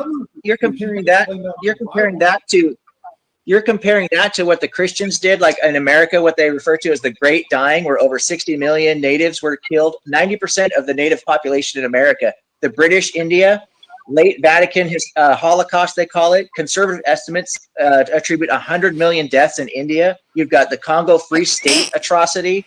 King Leopold II regime killed around 15 million Congolese people. French colonialism in Algeria, over 1 million deaths of Algerians. And what about the Christian Crusades? 3 million deaths there. And then you look at the Inquisitions of what Catholics did to Protestants and what they were doing to each other. You've got over 4 million deaths there. So what Hitler, Mussolini, Stalin, and Mao did pales in comparison to that. Well, how many millions did the Islamic Crusades? You mentioned the Christian Crusades, but you didn't mention the Islamic Crusades. There were millions killed there too. That's like the dumbest refutation. Tit Like, for tat. Or yeah, tit what for about tat. Yeah, what about what the Muslims did?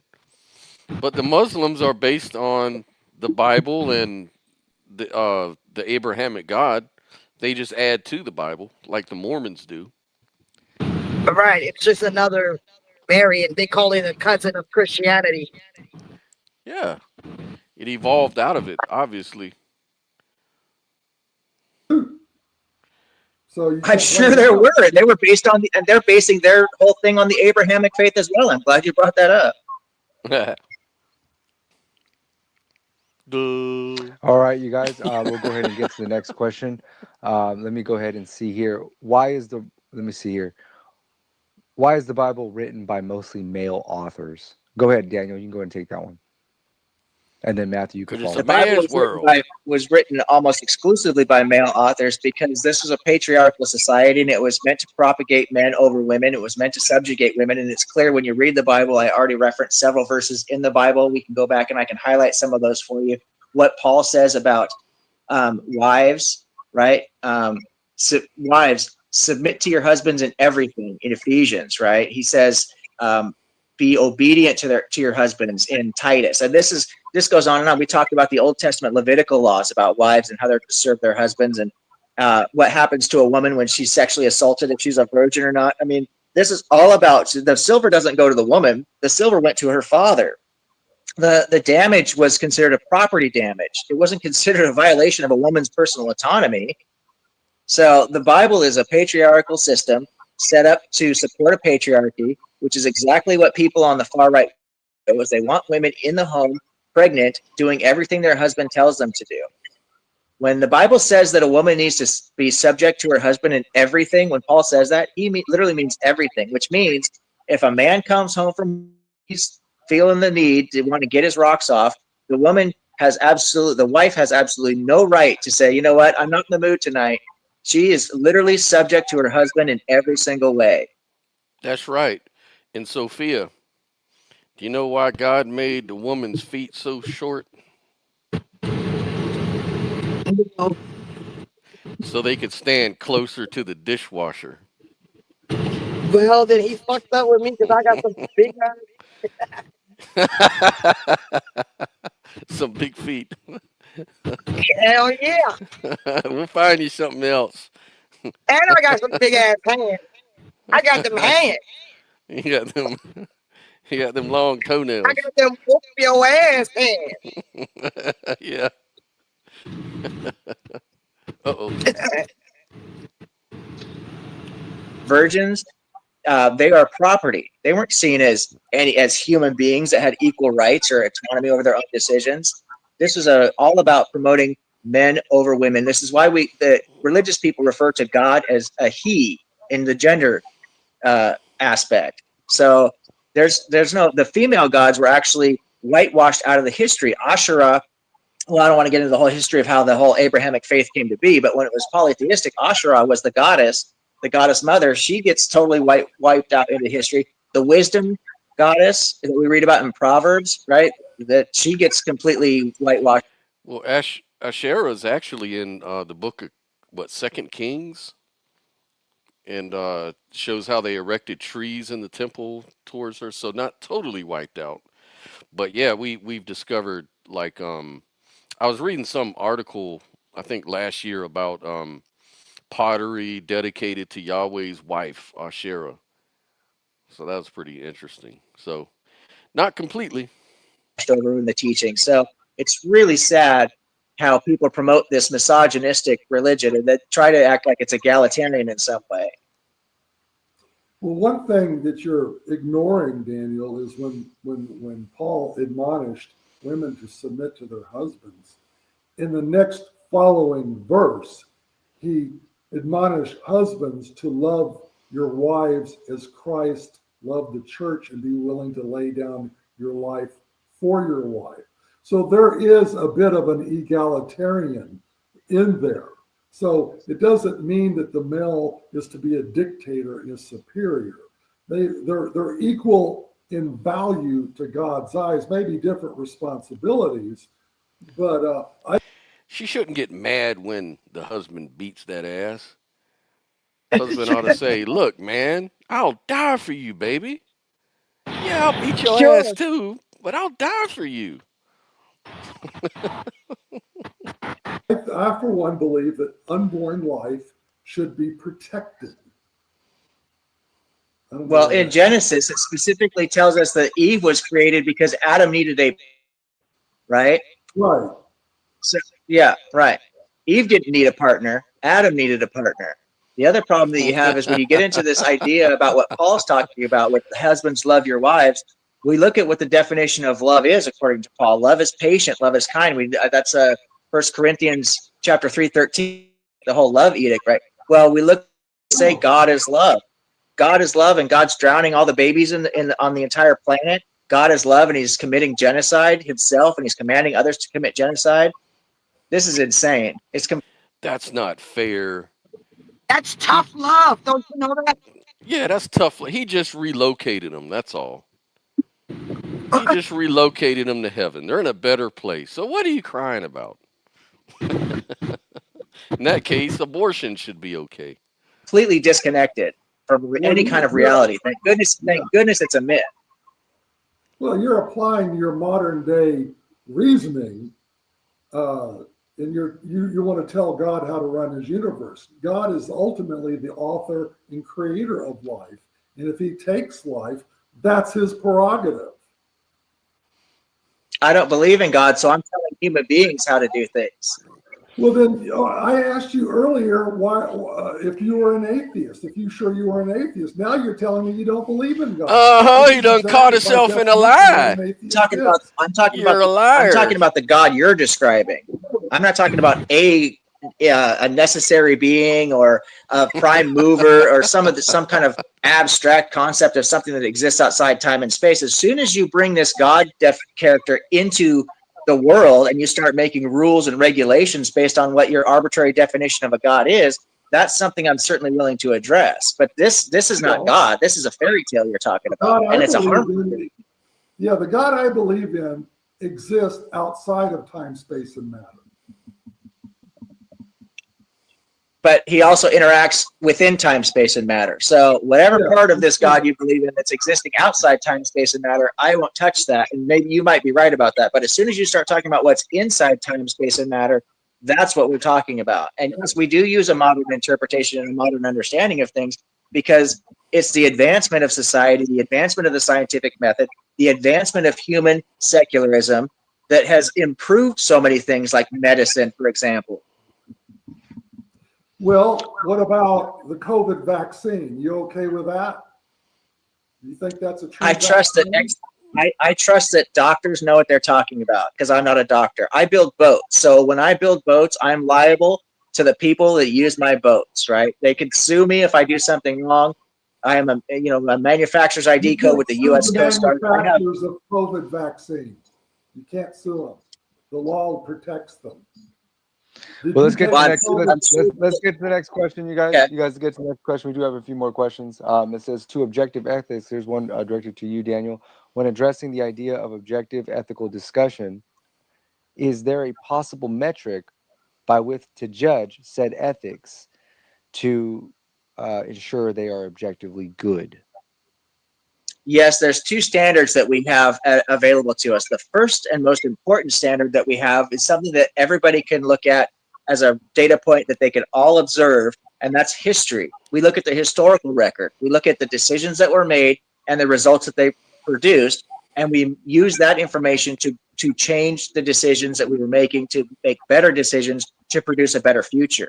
The other standard, the other metric that we look at is when we tie biology and evolution to this, and we understand what propagation of the species really means, and we look at what, like I mentioned Aristotle, for example, the perfect mean, right, the golden medium, and what that is that perfect point between having excess and um, deficiency.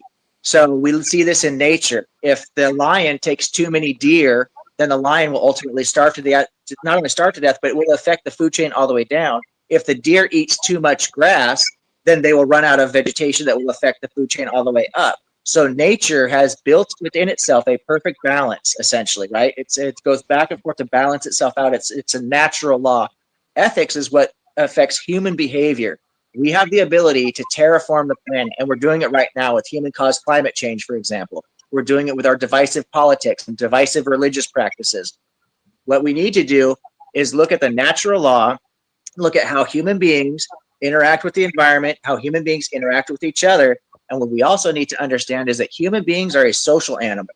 And because we are a social animal, we can look at other social groups of animals and realize that is the responsibility of every individual to work to the benefit of the group. What do you think about that outline about objective ethics right there, Sophia? I'm sorry. My daughter was talking to me and I didn't catch that part. Will you repeat that Oh, for me, please? yeah. So he was just basically saying that to answer the Christian who was saying, "What do where do you get your ethics from? Like, where do you get your morals from?" And he was saying, "You get them from nature. That nature shows you what works and what doesn't work. Like, if a lion, if they eat too much of the deer, then it messes up the whole system for all the other lions. There's no more deer left to eat, for example. And Right. so, There's a natural balance to so things. there's an right. So following that is where you should get your morals from. Yeah, Do you you? should Okay. go ahead. I was gonna say a lot of people could argue though, like the naturalistic fallacy I was thinking, but I'm not sure. Like just saying, oh, just because it happens in nature doesn't necessarily mean it's moral. But it would depend on the goals. Like if the goal is to, you know, preserve like a species, you could map out what you should do to do that. And so that would be like an objective standard towards a subjective goal. Right, but it also, I mean, you can't compare things like, I mean, you can't make false comparisons either. A Mhm. tree has a certain function, and animals have different functions in nature. Everything has its place in nature, right? So, Mhm. as a human being, the same thing applies. We're not a tree, but essentially everything that happens within nature affects everything that's in nature, like kind of like a Right. domino effect. Mhm. So Right. the the key is to use your common sense. And of course we're gonna make mistakes and we're gonna learn and through our mistakes and nothing's gonna be perfect. But at the end of the day, like I said earlier, no one needs to explain to you that murder is wrong or rape or whatever. Like those things we know innately are wrong Mm. because we know the outcome is Mm. destructive. And so, like I was telling this other Christian, we make assessments or choices based on how anticipate we anticipate an outcome, right? Whenever we make plans or whenever we do anything, we're trying to accomplish something, right?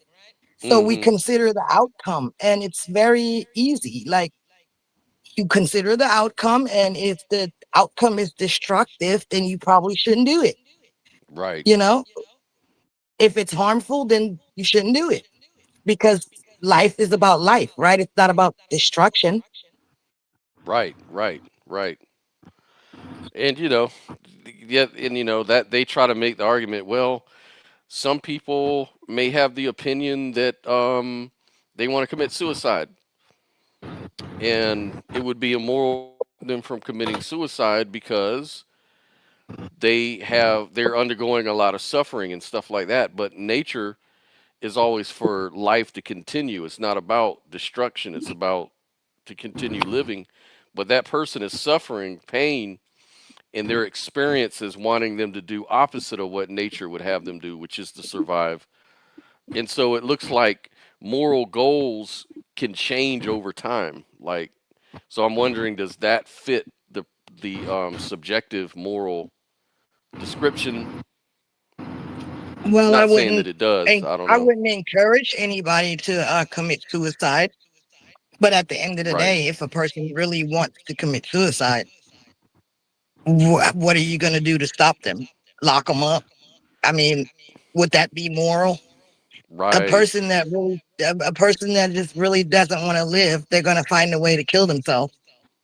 And Right. we And that can't try. nature, and that could be Yeah. nature. You could ground that feeling of experience into nature, like that experience of needing to die as a natural, thing that you can ground that action into.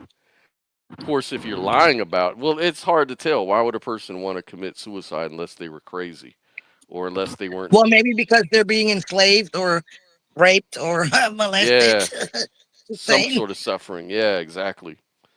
So it could be a natural thing in that case. So it's kind of relative, but it's still, even that relation is grounded in nature, though. So that kind of makes sense. Anywho, let me keep on going with this video so we can get And the through group it. doesn't end at your borders. It's a global community. History, when you judge history, you have to judge it according to some kind of standard of right and wrong. Okay. Animals operate on instinct. All right. They don't have a written code, it's just what they do. So, what objective standard do you use to determine that climate change is man made, or there's no empirical data that you can bring to conclusively What? prove that human activity on Earth is causing climate change? That is an arbitrary assumption. Now he's just lying And and dumb as hell. Okay, that's certainly not arbitrary. It's backed up by actual data, and we use scientific data to come to that conclusion. One of the beauties of science in the field of science is that it can make predictions. they think So that what we look at, the way we interact with nature has no bearing on it. That these people are completely disconnected, man.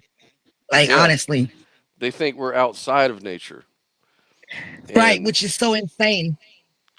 yeah, that's part of the whole problem with the worldview is that it's based on an unsound, tenable, claim that human beings stand outside of nature and we have It's be, no interaction. it's it's because they live in this bubble, right? And protect themselves from any kind of suffering. And the police is there to protect them. You know what I'm saying? Not everyone else. And as long as they stay in that little bubble of that disconnects them from reality, they Yeah. they're happy. That's just how these people think. They have really no idea what's real. They have no idea. And they shouldn't be lawmakers because they don't even know what's real. They have no idea. They're so far removed from it that they have no right to speak on what we should do as a society. Like they Well, need to be. Go yeah, ahead. they trust that Jesus is up there controlling the weather and controlling the world. So don't worry about it. There's nothing you can do about it. Jesus got it. Jesus got this. Yeah, there's no accountability, right? Our actions mean nothing. Okay. Right. Exactly. And it's how convenient again. one of the predictions that were made based on the human climate change model, for example, was the cooling of the stratosphere. Okay, and we predicted that would happen. We're measuring it and we're seeing it actually happen in real life. We look at the the mini ice age that happened when colonization of America happened, and the rapid clear cutting of the forests actually started what they call a mini ice age. We can look at historically, we can measure the data. We actually use science to determine this. What happens is you have religious people that are science deniers that commit what's called the Galileo fallacy, and they say, well, science has been wrong in the past, so we can't trust the scientific data moving forward. The scientific data, it is as well evidenced that there is human-caused climate change as it is that gravity or evolution or the Big Bang, quantum physics, all of these things are so well evidenced, and yet religious people in particular want to pick and choose what parts of science they agree with and what parts of science they don't agree with. Now, there is a massive problem, I will admit. We have modern politics and modern politicians that use things like human-made climate change to enforce particular policies that meet their agendas, and it causes division and dissension among people. So religious people, you don't like the idea that the politicians are trying to say everybody has to buy an electric car by the year 3030, or cows have to stop farting, or whatever the issue is that politicians want to promote. That does not mean that human-caused climate change is not a demonstrable fact. And I challenge you to actually do some research to see what I'm talking about. Daniel, the only difference between me and you is I'll admit that I'm religious and you won't. Ooh, Back in the bingo. See, you're just as religious as he is. Objective. He really thought that was a gotcha moment right there. I've seen that a lot. They say people who believe in evolution or science or anything like that, they're just religiously devoted to it, which is really ironic because isn't religious devotion like a virtue to them? It's so weird. 70s. I'm 68 years old. I remember back in the 70s, we were told that there was global cooling, and in about 20 years, we're all going to be freezing our asses off. And then we get to the late 80s, early 90s, we were told, oh, the earth is getting warmer, and by the year 2010, we're going to run out of fossil fuel. So you can only imagine. About you can only imagine how much science is advanced. You're talking about over 50, or you said the 70s. Yeah, so you're talking over 50 years ago. You think science hasn't advanced significantly? We don't have a significant more scientific data. The tools that we have for measuring things like temperature, atmosphere, climate. And remember, the climate is not weather. Those are two completely different things. And you also need to remember that we're actually in the middle of an ice age right now. So you have to factor all of these things in. Look at the science behind it. Don't listen to the claims from politicians or other religious people or science deniers. Look at what the scientists themselves are saying and actually research the papers that they're writing and the evidence that they're citing. If you could refute that, you get a peer-reviewed, you'd be a billionaire because the fossil fuel companies would make you rich. All right, let's get to the next question to Matthew. When addressing Christian philosophies, very often it is subject to what is popular for the time. Is what is popular necessarily what is good? No. Okay. And I would agree. I'd give the same exact answer. No, what is popular is specifically not what is good. In fact, I think what is popular is a very, very dangerous thing because just because something is popular has absolutely no bearing on its ethical efficacy. Okay. Let me go ahead. We have one from Richard. According to the Bible, the wife must submit to her husband. What if the husband is abusive? Well, Too bad. I would not advocate that a wife. I don't think submitting to. Now we talk when he says abusive, I think he means both verbal and physical abuse. He don't even know his Bible. No, There's actually a scripture for that in the Bible. I don't think Paul, when he wrote that under the assumption that, because remember, Paul admonished husbands to love Christ, love their wives as Christ loved the church. So if he was truly loving his wife as Christ loved the church, then he wouldn't be abusive. I think what the questioner is husband's abusive, he tore up his husband card. Yeah, I think what the questioner is asking is, does that verse apply to those in domestic violence? like what does a pastor do? What Bible passages do they draw upon? I guess is what Richard is trying to say. Bingo. Well, I would are you say that saying? it's a cat. Oh, I'm sorry. Go I'm ahead. sorry. Go ahead. That's my fault. Well, I would just say it's a category. I would just say it's a category error because when he says "what if," I don't think there is a "what if" or in any other particular circumstances that are necessary. Because the very fact that a woman is to be subjective to any other human being, whether her husband or not, is in fact abusive, in my opinion. So then you go on from there and you say, well, now what other abuses are we going to attribute to this?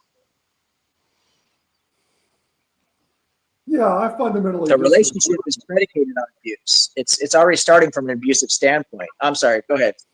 Well, my wife would probably take exception to what you said because I think a week ago I said, "Sweetie, are you submitted to me? Do you consider yourself being submitted to me?" And she goes, "Oh yeah, of course." She knew she's You gonna get know, that ass whooped. Yeah, So- religious indoctrination is a powerful tool.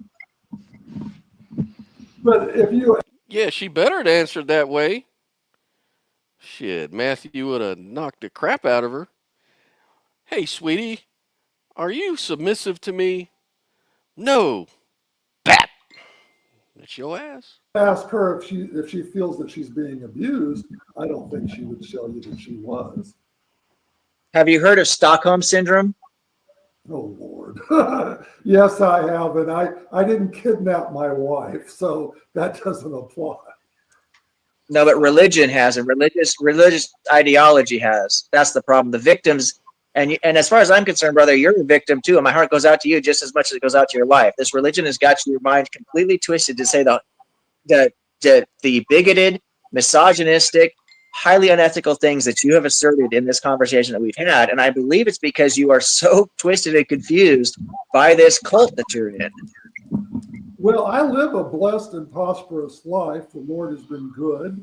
We're very happy. And one of the reasons that we're living a blessed and prosperous life is because we've followed biblical principles.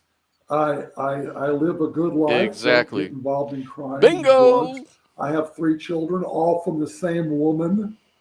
So the reason I'm living a good life is because I've applied biblical principles. Do I apply them exactly the way they were implemented back in the Bronze Age? No, but you can still take the principles. Adultery is still wrong. We may not stone people if they commit adultery, but it's still wrong. Okay, we don't stone homosexuals anymore, but it's still wrong, and we shouldn't be letting them.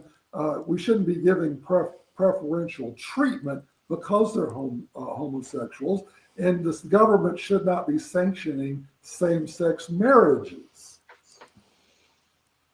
Yeah, Do people who don't adhere to any religious doctrine, can they live a prosperous life? Some do.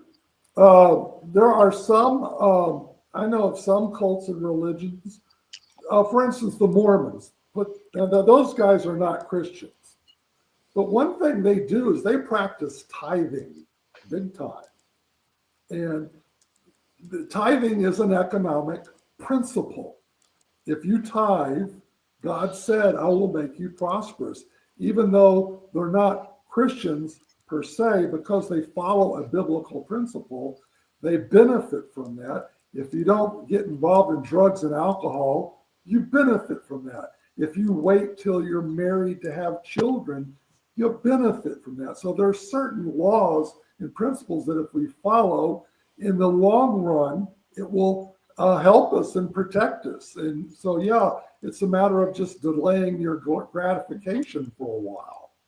Yeah, but the law it wasn't a law that Jesus came up with. There was a law that Jesus was citing, and you pay your taxes, right? You give unto Caesar what is Caesar's. That wasn't Jesus' law. That was the law that was the land. And if you pay your taxes, you get nice roads to drive on. You get nice health care. You get good schools for your kids. I mean, tithing is great, but you can also donate.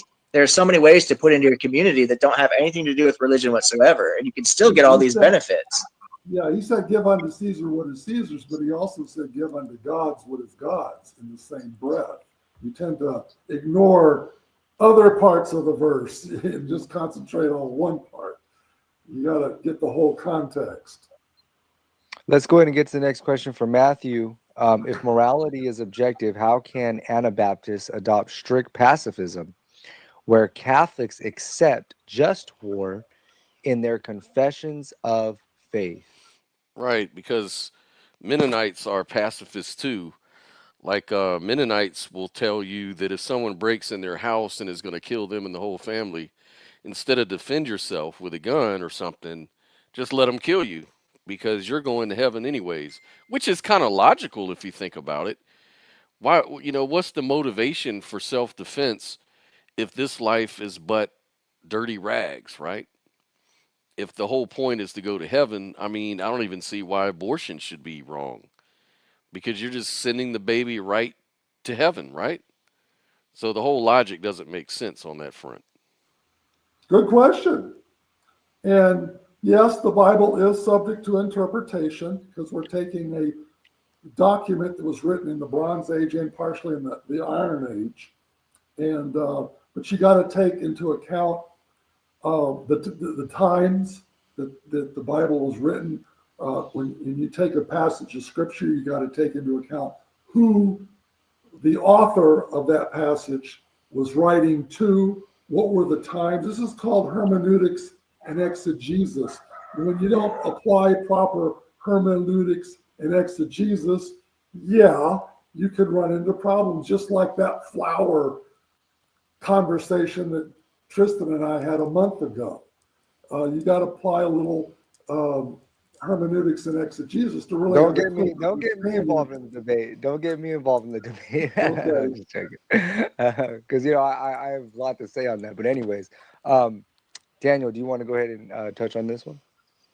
Well, I think it's brilliant. It highlights exactly what I was bringing up in the debate. It literally just mirrors everything I was talking about. The problem of the different various interpretations, the different types of hermeneutics, the different conclusions that different groups of people come from with their own exegesis of the Bible. This is exactly why you can't use the Bible as a foundation for anything other than maybe if you've got an uneven table leg or something like that. You can maybe use it to support that.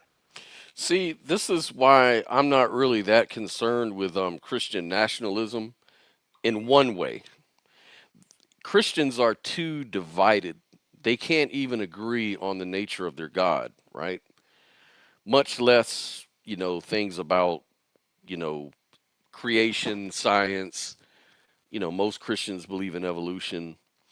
Most Christians are cool with, having a homosexual marriage. Many Christians get married. I mean, homosexuals get married in Christian churches these days. So there's a big divide on a lot of social issues, and a lot of Christians like the separation of church and state for the most part.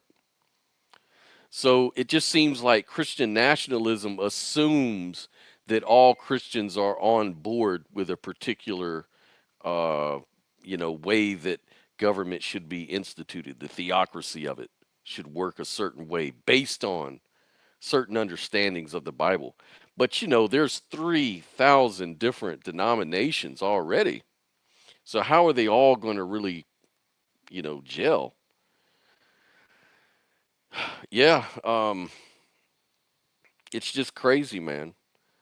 I'm going to let this play out in the chat, her and experiential realism. Anyways, we'll get back to the video. We're almost done. All right. Let's go ahead and get to the next one.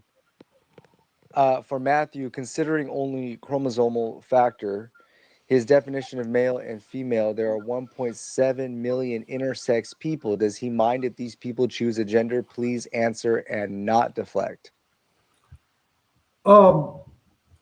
Tristan, can we go to a station break? That was classic. He had to get his crap together. He probably went in the bathroom and looked up some facts and statistics or a proper response from, BibleSkeptic.com or something like that. Commercial break? By all means, go ahead. Yep. I gotta Go ahead. use the can. I'll be right back. Go And I'll do your answer thing. that silly question. Sure thing. You guys, thank you so much for your questions. We're almost done with them. Respectful. Let's get to the rest of this. States, what are we talking about? Well, 1.7 million in the entire world, or are we talking about 1.7 million in the United States? What What difference are we does that talking make? about here? That would be a global number. That's a global number. Well, that's a flea fart compared to the entire population of the world, 1.7 million. Again, we're taking extreme cases, which the left likes to do, and applying it. Okay, I'll tell you what, let me answer the question this way. Suppose I agree. Okay, let those 1.7 million people who are both male and female choose a gender. Let's say I conceded that point. Then would you concede with me that the rest of the world, who's either male or female, are male and female and can't change to the other gender? Are you willing to work with me on that? No. So I would answer this question. Yeah, I would answer this question two ways. First of all, the fact that you would call 1.7 million people a flea fart is exactly the problem. What happens when you've been indoctrinated into a harmful religion that's been responsible for hundreds of millions of deaths that you don't want to be associated with. And I don't blame you because you weren't on the crusade, so why would you feel responsible for any of it? And you shouldn't. The religion itself is what's responsible for it and the people that committed those acts. But the religion is subject to that kind of interpretation that leads to that kind of thing. As far as this question goes, everybody should be allowed to choose their gender because gender is part of the human anatomy. Well, when I said flea fart, I'm talking about the number, not the people. The number, 1.7 million, is a very proportionate wise. Well, how many people are how many billion or trillion people are alive on the earth today, right now? There's about 8.3, 8.4 billion people. Right. So 1.7 is what? Less than 1% of the total population? And if 1.7 million people died as a result of a terrible war crime, would that be just a flea fart? Well, of course not. I mean, and that's happening now.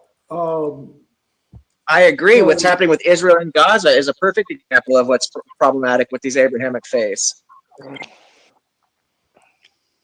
Yeah. Let's go ahead and get to the next question, you guys. Let me see here. I'm getting peppered with most of the question, which is what I basically predicted what would happen. Yeah, yeah. Bring them on. Yeah, but you guys are both. It's only 12:30 my time. What the hell? Hi. And I want to respect your time, Matthew. I know you're in Brazil, but let me go ahead and get. I think there's only just one more left, if I'm correct. It looks like yes, Matthew. There is another one for you. It says question for Matthew, and even though it is directed for you, Matthew, you do have the time and the opportunity to respond, and Daniel. So even though the questions are directed towards a particular person, both of you guys have the liberty to speak on it. So question for Matthew: is it wrong, according to his biblical morality, to stone women to death for adultery? Well, back in the Bronze Age, in the Hebrew time, evidently it wasn't wrong. Now, in modern times, that principle has been implemented differently. Like the Puritans, they didn't stone adulterers. They just made you wear a scarlet letter, which is a better deal than getting stoned. So it depends on the society that you're living in. Muslim society today, if a Islamic husband even suspects that his wife is committing adultery, he can have her stoned right on the spot without even any due process to find out if she really is committing adultery. At least in the biblical Mosaic law, if a man suspected that his wife was committing adultery, he couldn't just stone her outright. He would have to go to the priest and go through a legal process to find out if she indeed did commit adultery. So like I said, a woman in the Hebrew culture, even though compared to today's society, don't have the rights that we have. In the Bronze Age society, they had a lot more rights and protections than all the other societies in the world at that time. Go ahead, Daniel. I do find it to be quite fascinating and as evidence of exactly what I'm talking about that when you make your comparisons to behavior patterns, you're not comparing for the most part any secular behaviors or secular laws or anything secular whatsoever. You're making comparisons between two different versions of Abrahamic faith, which are all using the Bible as a whole or part of their justification. It's exactly the problem with using the Bible for the grounding of society. It's exactly what it leads to. Okay. Well, you guys, that's pretty much all of the questions. I go. You guys already gave your closing. This was a pretty informative debate. I hope that those of you guys that are listening, that you guys benefit from this. In debates, yeah, it's that one moment or a couple moments or whatever that can really impact you. And there was more than just a couple moments that I felt in this debate was, very beneficial. And I know that anybody listening here can benefit from it, whether you're changing your views or Yeah, I thought it was a good debate myself. Congratulations to Dan. I think he did a really, really good job on that, actually. And man, I'd like to see more debates like that in the future with Objective. I think you're really good at it. You're able to stay on point. You don't get triggered. You're patient. You lay out your ideas succinctly, so you're not bloviating. You're doing it like a pro, man. You're doing really, really good.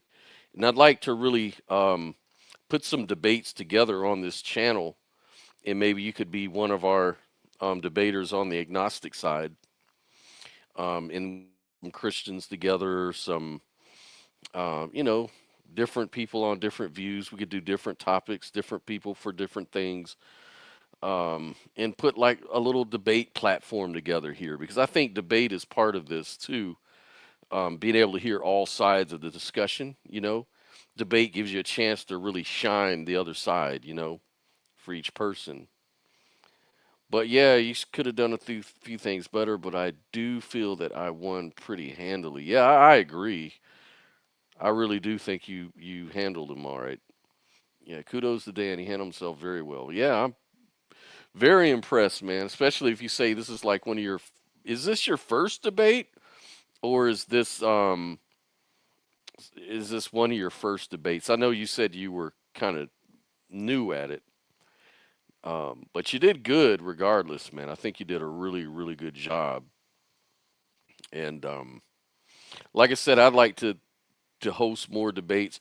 Hopefully tomorrow, we'll have Sophia debating Diesel tomorrow, but I think he's already trying to back out, saying he's sick, saying he got COVID all of a sudden. Just kidding. Diesel may be too sick to do it. He's gonna let us know. Hopefully the show goes on, man. I love debates. Objective says I might be able to get a Christian to debate me about creation versus evolution. That'll be really good, man. That'll be a good one. And Miss Sophia says you handled him with logic and reason. You did very well. Well, I agree. Yeah, this was my second formal debate as an adult. I did one years ago in high school. Oh, okay. So, yeah, it's been a long time, I suppose. Like 80 years or something like that since you did a debate? Because you're almost my age, almost, right? No, you did really great, man. And you can only get better with more practice. But yeah, man, that was cool. That was great. I don't want to go on too much about it. I think we've seen the debate and we've reacted to it and anything like that. So we're gonna go ahead and call it a day. Yeah, 80 years. I'm an asshole. Bingo. That's right. Those old folks gotta. I ain't old. Y'all are old. I ain't old. Y'all talk about yourself. Shit. Sophia's like 75. And I know objective, you're almost like 73 or something like that. We definitely need to start a bingo meme. Oh, we will. I'm gonna go ahead and sample that where he says bingo and add it to my little soundboard. I've got all these different sounds for different things. You know what I mean? Good boy. Good boy. I've got all kinds of different voices and shit that kind of make things funny if we ever do debates and talk and everything like that. We used to do more of it Lo and a behold, while back. someone says some shit to someone or another. Just how retarded are you? And lo, Yeah, we need to add that one. Bingo! That shit would be funny, man. Yeah, man. That is hilarious. Hey, I want to hear Sophia fight Arlindo. Yeah, why don't y'all get together and let's do this? Sophia's itching for. Yeah, I told you. She says I want to fight. You know, because I think there's something. I think it's a misunderstanding somewhere because whatever Arlindo said about Sophia doesn't match what I think she would be. Like she couldn't back up some claim or whatever. And I think I remember what she was talking about of a Charlie Kirk quote. I mean, he was obviously, on the other hand, I mean, I understand, like, in his organization that he created, I forget what the name of the organization is now, he did have, like, a young black entrepreneur club as part of it to show that, he was concerned with the black community and them being successful and stuff like that. And he talked a lot about Thomas Sowell and people like that. But I think Charlie Kirk was kind of riding the line, man. He was part of that whole Christian nationalism, which is very racist, at least it's white supremacist. Maybe not racist in the way of wanting harm to come to black people necessarily from what they say, but they definitely feel like they are the supreme race, and it's all based on some interpretation of the Bible. And that needs to get squared away. Ain't no misunderstanding. Okay, well we'll see. The sister didn't come scared. She will throw down. I know she will. He was dead ass wrong. I will read all the comments on live. Okay. So she's ready to, confront this situation, man. We need Arlindo while we're on live, man. Come on through, brother. If you got time for it. I think he said something about he's got to watch after his wife or something, maybe. Um, I don't know. That would be good if you could do it. It would be media worthy. Um, yeah, man. If you guys want to come on stage, anybody want to add something real quick? Let me put the link in. Hold on. I think that's part of the problem. I don't have a backstage link. Here it is. Now it's right there in the live chat. CK, Charlie Kirk, double speak fallacy. I'm not a Christian anarchist. I am a Christian and I am a nationalist. Yeah, see, that's the thing. These people always hide in ambiguity and plausible deniability. That's the name of the game. And that's why you have things like dog whistles in order to let the base know we're communicating for us, but we need to keep, plausible deniability out there. Does that make sense? Yeah, y'all come on through, man.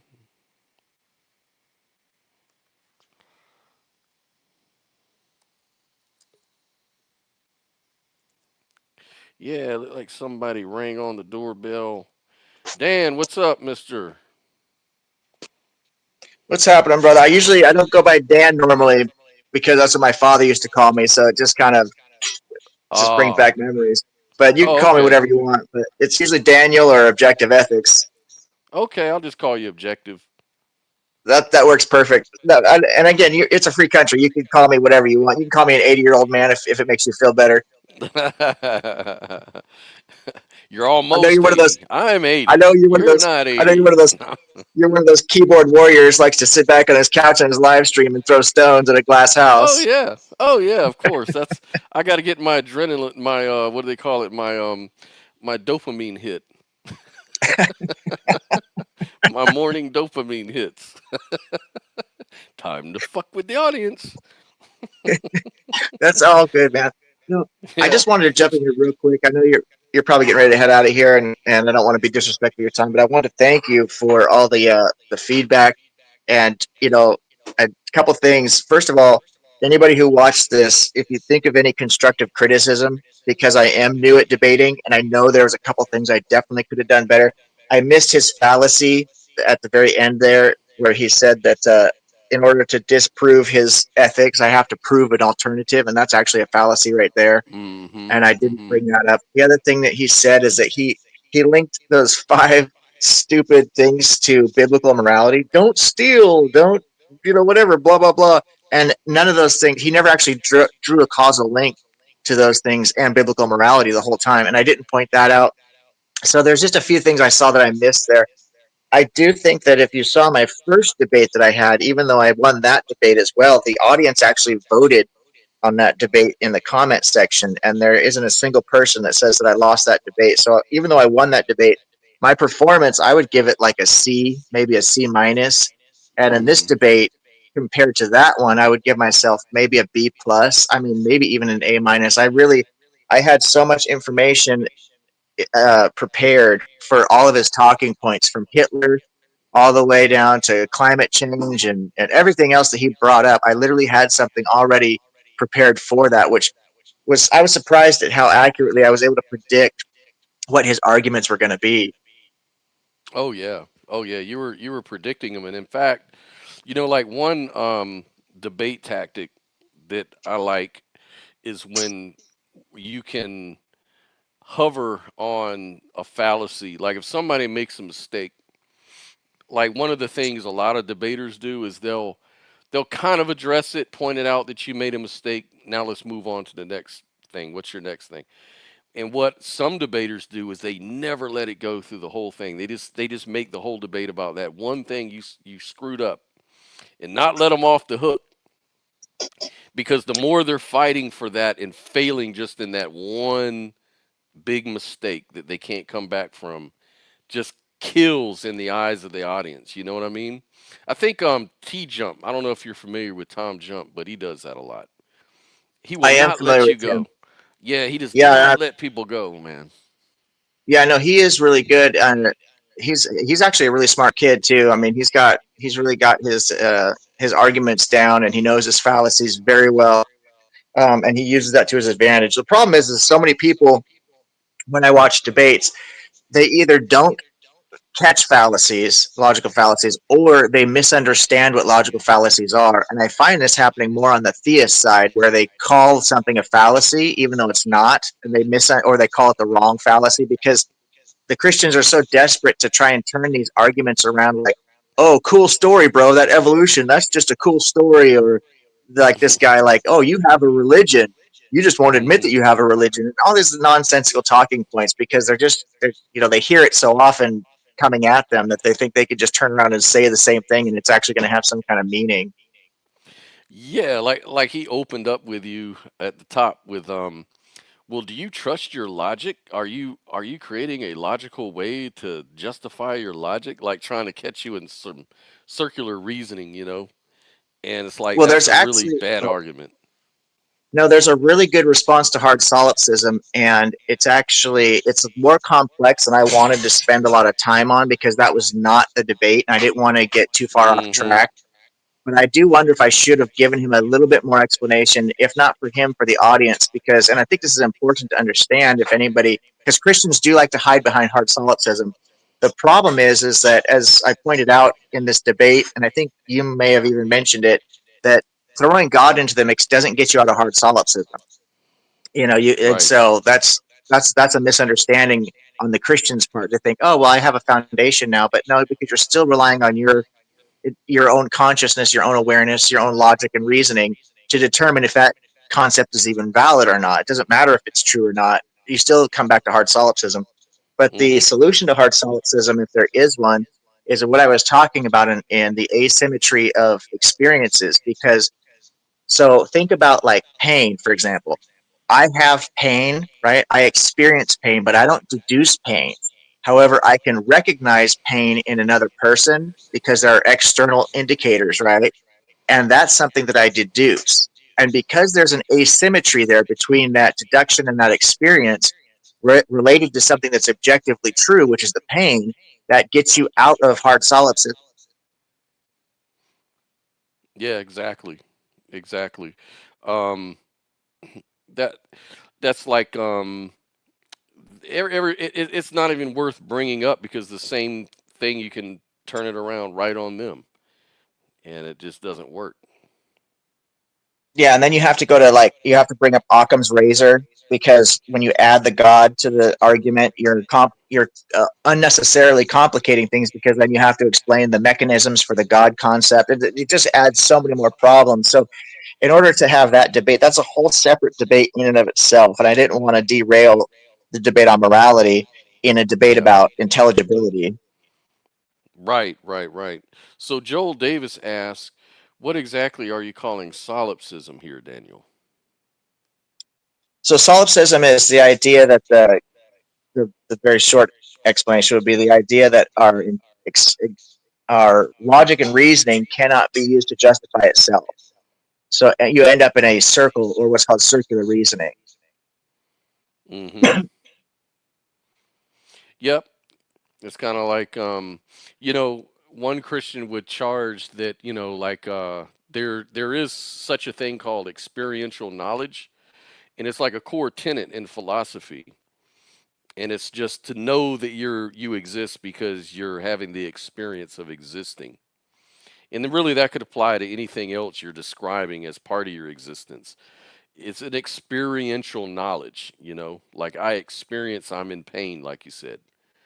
And a lot of Christian arguments are, well, that's circular because you experience because you experience. And I guess in its structure, it seems circular, but it's a valid assumption because it's experiential knowledge. It's sound. You just by definition you can't exist and be experiencing your existence at the same time. That'd be illogical.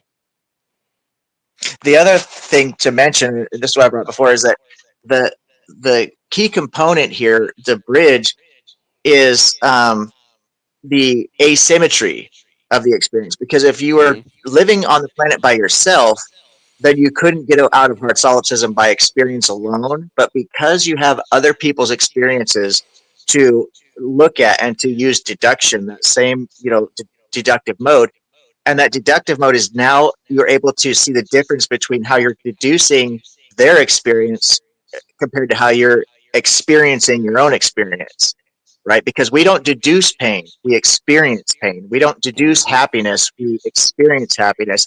And so that's the key component right there. And because we have millions and billions, or even if we only had 100 people in our community, that is enough of a sample size to where we have enough variety and diversity in the experiences. And because those experiences are asymmetrical, you get out of this quantum loop, or not quantum loop, you get out of this loop. Hmm. Hmm. Exactly. It's that Um, asymmetry that we talked about before. yeah, that asymmetry is what can turn something like just a story, like an anecdote, into real data. Like, yeah, if one or two people say they experienced, a particular thing when they, ate this particular food or took this particular medication, eh, that's just anecdotal evidence. But all of a sudden, when you get hundreds and thousands of people saying the same thing, that counts as data, right? Is that kind of what you're saying? That's that's exactly right, and that's exactly right. And the other part about that is that we could both be on fire. We could both have the same cause of that pain, the same origin of that pain, and yet Hmm. we're both going to experience it uniquely. Yeah, yeah. And this goes back to our discussions early in other shows, like about the experience on being on DMT or psilocybin. Like, a lot of these people say, well, these experiences aren't really real, they're just hallucinations. Same thing with like near death experiences, things like that. It's like, oh, those are just hallucinations. They're not really reflective of anything we should take seriously. But again, we have hundreds, if not thousands, if not millions of people claiming the same sort of experience, the same sort of impact, impression. This should count as data in my view. Like, I'm still not sold on exactly what it ultimately really means. I don't know. But I think that these experiences count as data. Yeah, I think you touched on something else that was really important in philosophy. Once Descartes really exposed, he didn't come up with what is technically hard solipsism, but he is the first person who exposed the problem for what it is. And of course, his out was, okay, I think, therefore I am, the cogito, right? And Hmm. so later philosophers have determined that in order for us to function in life, the ultimate truth, quote unquote, or the solution is not what's so important in this case as what we're actually doing with with our behavior. And so we have to accept the fact that intelligibility is a brute fact, right? Our senses are somewhat reliable, our experiences are somewhat reliable, and our memory is somewhat reliable. And if we don't have that as a starting point, then we literally become completely dysfunctional. The scientific method would be, completely useless. Social structure would be useless. Morality and ethics would be useless. Everything would just boil down to nihilism, and nothing would matter. So, in order to avoid that, we have to have a basic starting point, which is the cogito, right? Yep. And for me, that's the greatest premise that you could build anything on, the fact that you experience an existence, because it's undeniable. It's something that's a given. It makes a great axiom. Like, there's other worldviews that come with different axioms, but those axioms are inferences. Even in science, the axiom on science is that there exists an external world to measure, and we can measure it with some, at least some sort of accuracy. Maybe not completely, but somewhat accurate. And it's worked. It's actually worked. But the good thing is that this assumption is metaphysical, and they understand that. People understand that it's just a working framework that we can build stuff on. But we could be in the matrix. We could be a mind in a vat or something like that. We could be in a dream. We could be in God's mind. We could be, you know, hallucinating this whole experience somehow. Um, so frameworks, I tend to look at theories are only as good as the way they can define their constraints, like their limits, because all theories really do, and worldview modeling. But Christians don't have that problem. Of course, they know everything. It must be it must be painful to be the smartest guy in the room. Yeah, like that one Christian guy kept telling me, "Oh no, I do know." I'm like, nobody really knows the ultimate truth. He's like, I do." Okay. So it's like, I Yeah, guess you won the debate. the problem is with theists, and I don't mean to be disrespectful when I say this because I certainly don't, but there are certain mental states or cognitive habits that theists all tend to share, and it's cognitive dissonance and double speak, right? They embrace these things, and the evidence is in the way that they defend their different epistemologies, and this is just something they all share. And what is frightening about that is they tend to vote the same way, right? So Mm. when you look statistically, atheists and skeptics tend to be either in the center or towards the left leaning, and the significant majority of theists tend to be right leaning. And this to me is an indicator that there's a shared phenomenon between somebody who is susceptible to believing in talking animals and global flood myths and all this other nonsensical stuff, who also shares certain political views. that they seem to like no abortion or man can't become a woman, all that nonsense or whatever. You know what I mean? So it's Hmm. very striking. Yeah, and it's something that people in the West, just in our culture, we put a great emphasis on knowing and being hyper logical, hyper rational. We tend to want to um, give a lot of credence to our the way that the world appears to each and every one of us. You know, we tend to look at that, and it's all from the Enlightenment era, which was great. It serves us great, but I think some of Yeah. the times we can easily conflate metaphysics with our best science, for example. We can really conflate these things, and we conflate knowledge with beliefs, you know, and we don't understand the difference. It just gets to the point where we don't understand, we don't remember that this was all based on assumptions. We forgot that part, you know? Oh yeah. Convictions are a very powerful a state of the mind, and you could be convicted of something that's true, and you could be convicted of something that's completely false. And I think it has to do with your predisposition to whatever mental state that you might have, which leans you to one way or the other. It's very interesting because I've heard someone say, and I can't remember which author or philosopher or whoever it was, but he said something that was so true. And you guys have probably heard this before, but basically, if there was a great reset, let's say an asteroid crashes into the planet and basically resets biology, because of evolution, we can safely say that if the planet would recover, we would ultimately probably recover as a species at some point, assuming but there's so many variables you don't know. But let's just say we did. Eventually, humanity does recover. Religion would look completely different. There would be different gods, different. There would be religion. That's a fact because it's a biological fact because of what we've talked about oftentimes with the HADD. But what would not be different is the scientific method. Hmm. Hmm. Yeah, it kind of goes back to like scientists, people don't really disagree on certain scientific facts. Like everybody can sort of agree on, you know, for the most part, there's consensus in science, like say Big Bang model or evolution, or you know, there may be disagreements on key, you know, some details, but overall, these become cornerstones in biology, cornerstones in cosmology, things like that. But then when it comes to religion, people can disagree on all kinds of things, like even the God, who is the God himself.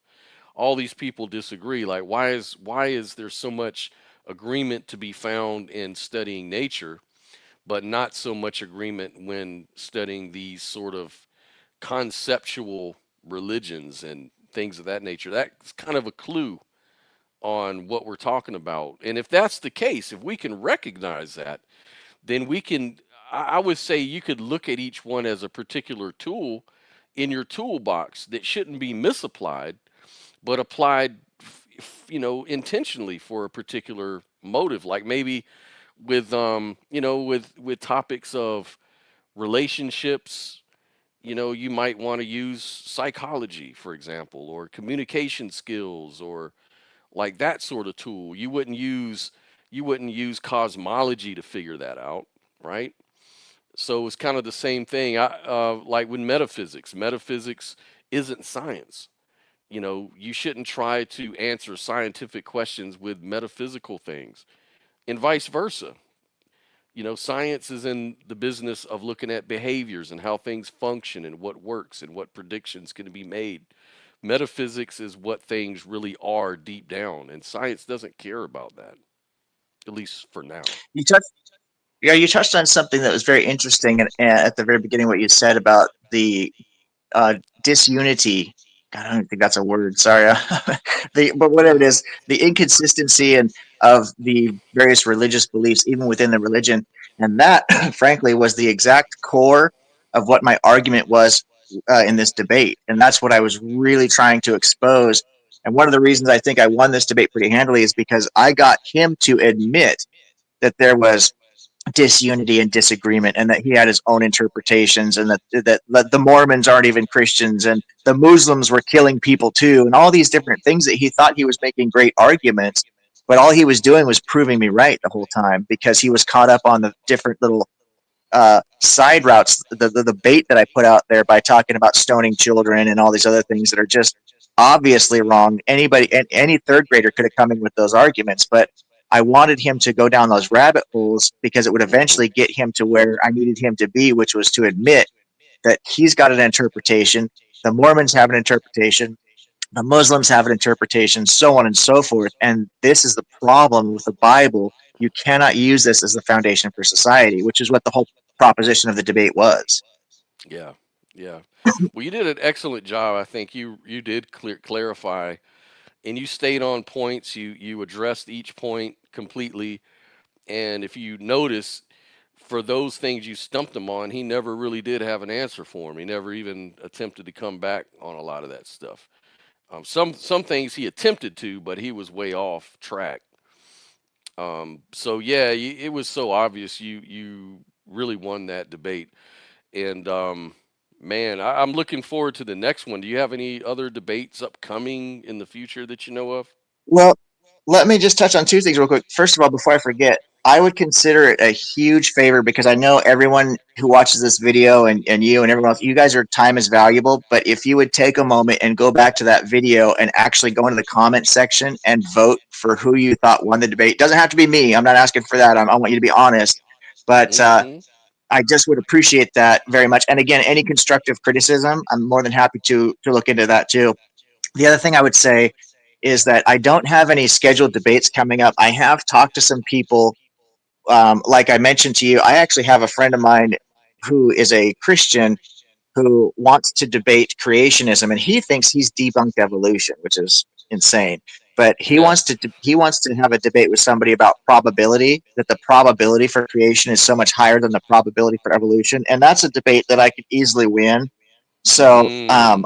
I might see if you want to start hosting debates. I might see if he Yes. wants to go ahead and do that because that's you know he yeah, that's a debate I'd love to have because I think creationists need to be exposed for just how probability actually works, and the data points need to be involved, and all these other things. I don't want to give out too much if he does want to debate me here because we'll have to get into it. And I have to admit, it is going to be a little bit more difficult to debate him because he is a friend of mine. And when he mentioned he wanted to have this debate with somebody else, I gave him advice on what he's going to be up against. So I already explained to him that the probability for creation is always going to be higher than the probability for a God hypothesis based on data points and stuff like that. He disagreed with me, so I could still land that point with him. But Mm-hmm. either way, regardless of whatever his arguments are, I feel really confident that I can win. I can engage in that debate. So I might ask him if he's interested if you want to host something like that. Yeah, and if you, it could be him, anybody else you want to bring to the show to talk. We can always looking for that. And also to my audience, um, feel free to please in the comment section any suggestions anybody wants to debate. Any Christians out here, materialists, idealists. We could debate philosophy of mind, religion, whatever you want. Just let me know in the comment section. Um, and yet I'll get back to you for that. And also, guys, please, if you're new to the show, if you're just kind of tuning in, just like and subscribe so we can build a platform and do more debates and get more interest in views and eyeballs on what's going on. We definitely want to do that. Um, so I yeah, thought man, just about you. I thought about you the other day, Scott, particularly because I think it was yesterday or the day before, I happened to be on an atheist channel named James Apperson. He's another friend of mine, and he does a lot of content on YouTube. Well, he introduced me to a platform called Free for Talk. Have you heard of this before? no. Okay, you need to check this out, brother, because it is a free social uh, media platform where you can be exposed to hundreds of thousands of different people, right? What is it And called? it's called Free, the number four, and then Talk, Free for Talk. You need to check Oh, it okay. out because you can set up what you could do like what James did the other day is he actually was streaming a live video on his YouTube channel, and then he linked us to this free for talk platform, and he just typed in a subject, and then any random person can jump in. And so you can plug your channel, you can meet people with different views and any topic. Well, the rules are you're not supposed to have sensitive topics, so I wouldn't do something. You got to be careful about what topic you pick. You know what I mean? But it's Uh-huh. pretty wide open. Like he put in religion and spirituality, and then we got a bunch of religious people coming in to debate a room full of atheists. And I was amazed. There's like 15 people came through that just based on that title in the short time I was there. And so you could set something up like that. You could type in philosophy, or you could type in you got a great prompt the other day. Can you have consciousness without a mind? And I Mm-hmm. guarantee you would fill up a room so fast, and you could meet people that would either want to debate each other or debate you. And you could not only stream that interaction directly on your live stream, but you could set up a future appointment to say, okay, come onto my channel. We're going to, have a formal one-on-one debate, because when you're in a room full of people, it's dysfunctional, obviously. So Mm-hmm. I would recommend you look into that, and I would definitely plug that resource. I will tell you Okay. that it's free, like the name Free for Talk. I believe there is a paid version, but you can do the whole thing for free. However, when you start an account, you are not able to um, create a sub. You can build a room, but you can't actually create a specific title until you have 15 people following you and you become what's called verified, right? And there's a trick to getting that done. I'm already Mm-hmm. been verified, and I've only been on it for like maybe an hour or so, because I happened to come into a room full of people that told me the secret or gave me the tip on how to do that. So the two conditions to be able to basically have open access to the platform is you have to have at least 15 followers, and you have to be registered on the platform for at least 7 days. So right now Oh. I've got like almost 30 followers already, and I've only been on the platform for 3 days. So once I get that 7 day mark, I can start setting specific topics to the rooms that I'm hosting. Oh, So for your perfect. first 7 days, yeah, your first 7 days, all you're going to be doing is one, you just open up a room with no title. And then as people come in, they're going to ask you, what are you talking about, or what's going on here?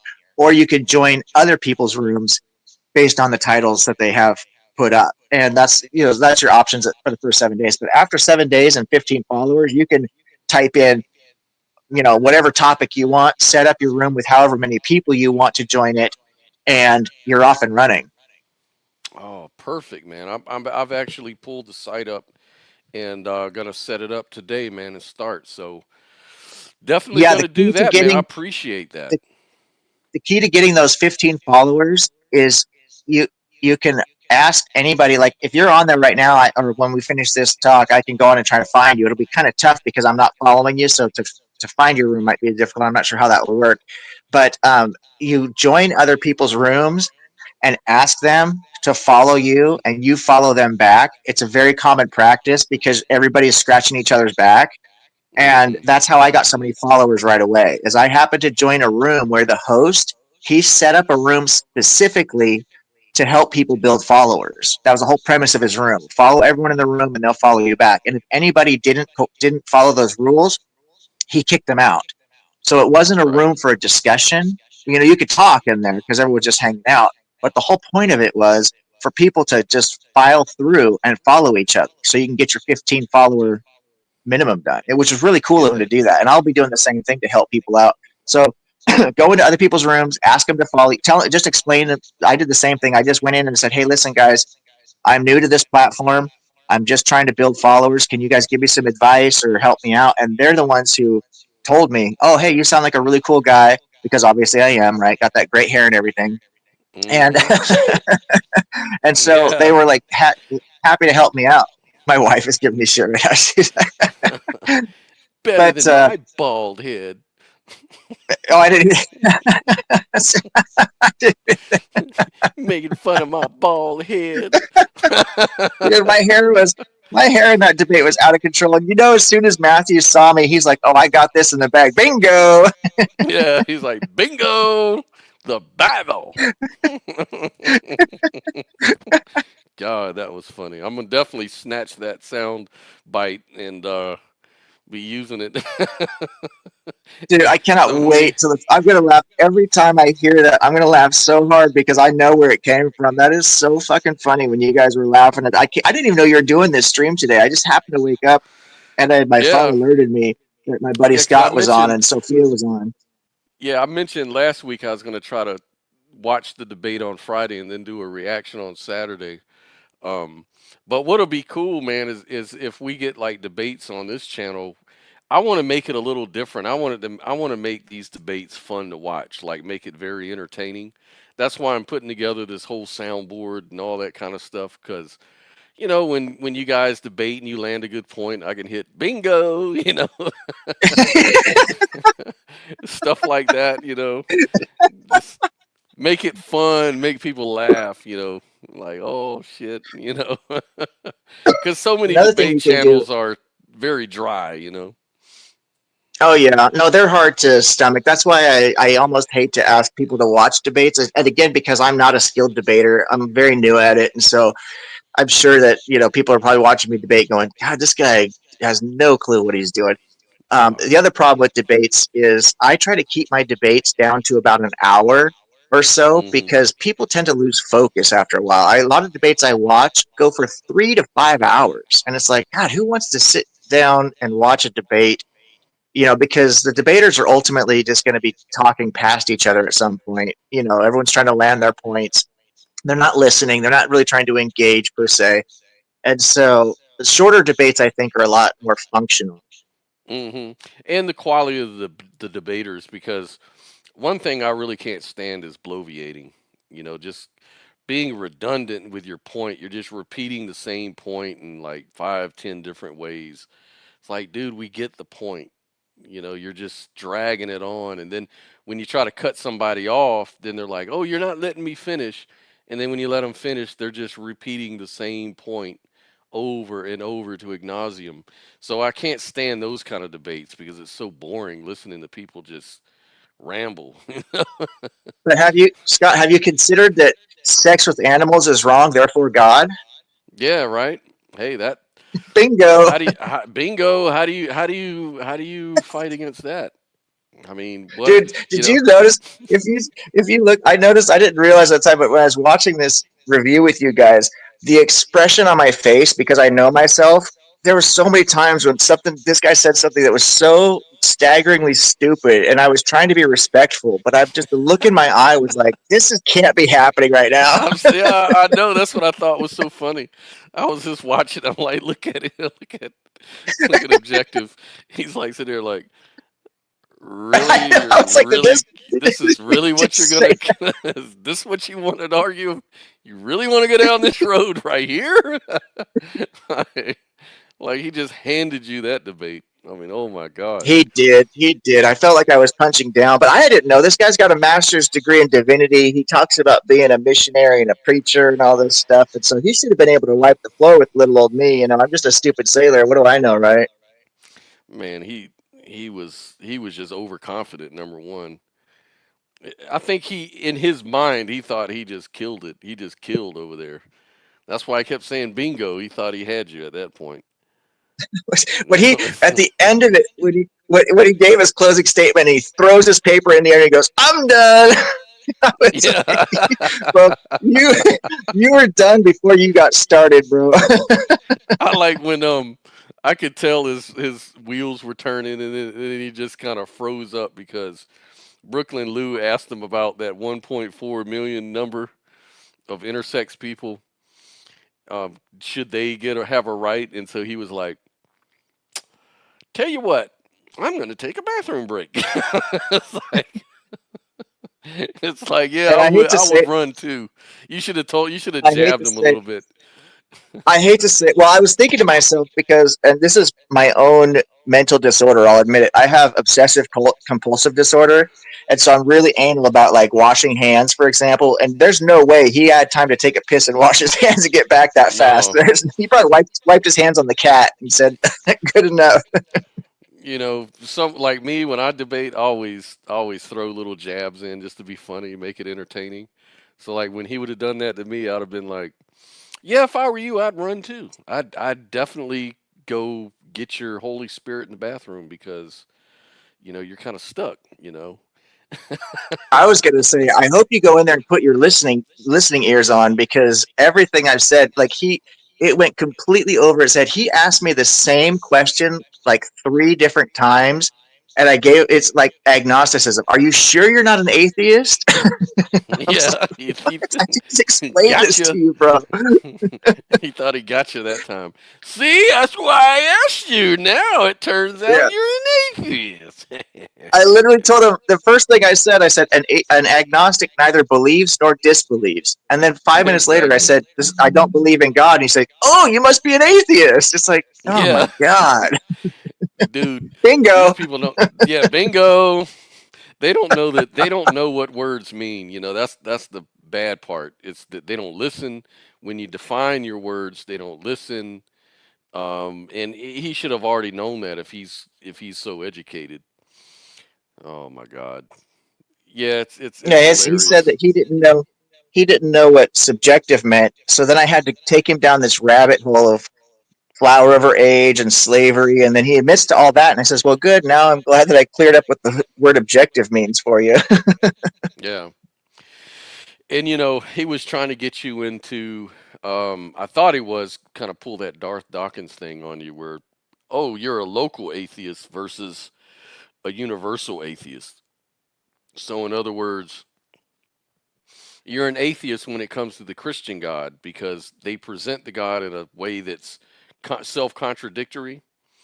Then you can say that God doesn't exist because it's a logically incoherent concept. And so that particular God can't, but that doesn't mean that you don't believe in every single God that may have been described because you haven't really heard every description of a God that could be thought up. And they'll call you a universal, or they'll call you a local atheist in that case. So he was kind of mixed up. He was trying to say you were a universal atheist based on your not believing in his God. And that's why, and definitionally, the way that words do work, they common parlance actually does mean something. How words are used in everyday discussions and what the general public is the usage of words and stuff like that. So I understand that there are people who claim to be agnostic atheists for the very same thing you're talking about. They're agnostic about a God, but they're atheist about specific gods. I don't engage in that because, as far as I'm concerned, these quote unquote gods that they're talking about aren't even gods. They're just made up fairy tales. They could be talking about unicorns or anything else. You're not going to be an anti-unicornist, or you know what I mean. We just don't even have words Yeah, for that because it's nonsensical. As far as I'm concerned, when I'm arguing against like the Christian God, I'm not arguing against a god of any kind whatsoever. I'm arguing against a fairy tale, a disconnected myth, things of this nature. So I don't refer to myself as atheist in any way, shape, or form. When I'm yeah, talking about God, I'm talking about something that is a prime mover, exists outside time and space, the necessary being, all these different concepts that are beyond our understanding, beyond any way we can measure them. That's what I'm talking about. So that's why what I really should be doing, what I did do in that debate at one point, I said, well, you have to define God for me so that I understand what the hell it is we're even talking about. hmm exactly. And yeah, Joel says that you can't really blame people too much for being confused on these terms because that's common. And Joel's always confused, so he should know. No, I'm just kidding. Well, you need to come I'm in here just and defend playing. yourself, brother. Don't let this guy get away with this. Yeah, he likes to make these arguments by definition, arguments by dictionary. These big sweeping statements that are based in reality. What the hell is he thinking? Yeah, what do you? Who made you Lord of the Words, buddy? I could use my words any way I want. Yeah. All Anyways, right, man, brother. Well, I'm. listen, let me get Yeah. out of you. Let me let you do your own thing here, and I just want to say again, thank you so much for taking the time to review that. And go ahead, and anybody who's willing to go back and leave a comment, tell us who won. If you feel like taking the time to say why you think the person won, that's even better. But just interact with the video to help Tristan's channel out too. And I would love to get Tristan together with you, Scott, and Sophia, because he's an agnostic like myself, although he's an agnostic deist. So I Mm-hmm. think he could, and he has a master's degree in seminary, believe it or not, for how young he is. He used to be a hardcore full preterist, and so he knows the Mm. Bible extremely well. He is very intelligent. And now that he's on the winning side of agnosticism, he's got some really great arguments. And it's so great to see somebody young and intelligent and enthusiastic coming out of that faith before it's ruined such a major part of their lives. You know what I mean? Right. Oh, of course. And he's more than invited, and I look forward to it. I'm just over here putting in my comment that you won the debate hands down on that video. So I've already put Oh, my hey, good looking comment out, in. family. Yeah, man, do the same, everybody. Audience, go to the video. Is the Bible base of morality? And vote who you think won. But anyways, man, I'm gonna get on out of here and enjoy the rest of the day. And you guys have a good one. Like and subscribe to the channel if you haven't already. And until next week, hopefully tomorrow, though, I take that back. Hopefully tomorrow we'll have a debate with Sophia and Diesel on the same topic. But What time is that going to happen? not sure. It's supposed to be 8 p.m. Central Time tomorrow, but it really depends on how Diesel feels. Yeah, I think he said he's got COVID, so we'll see. He's got cold feet, is what he's Oh, got. yeah, he's got cold feet. Yeah, cold feet Bingo. 13. Bingo. All right, family. I'm going to let you go. Hey, thanks for everyone in the chat. Thank you very much. Yeah, we'll see you, man. All right, guys. Later, we will catch up with you guys hopefully tomorrow. Peace.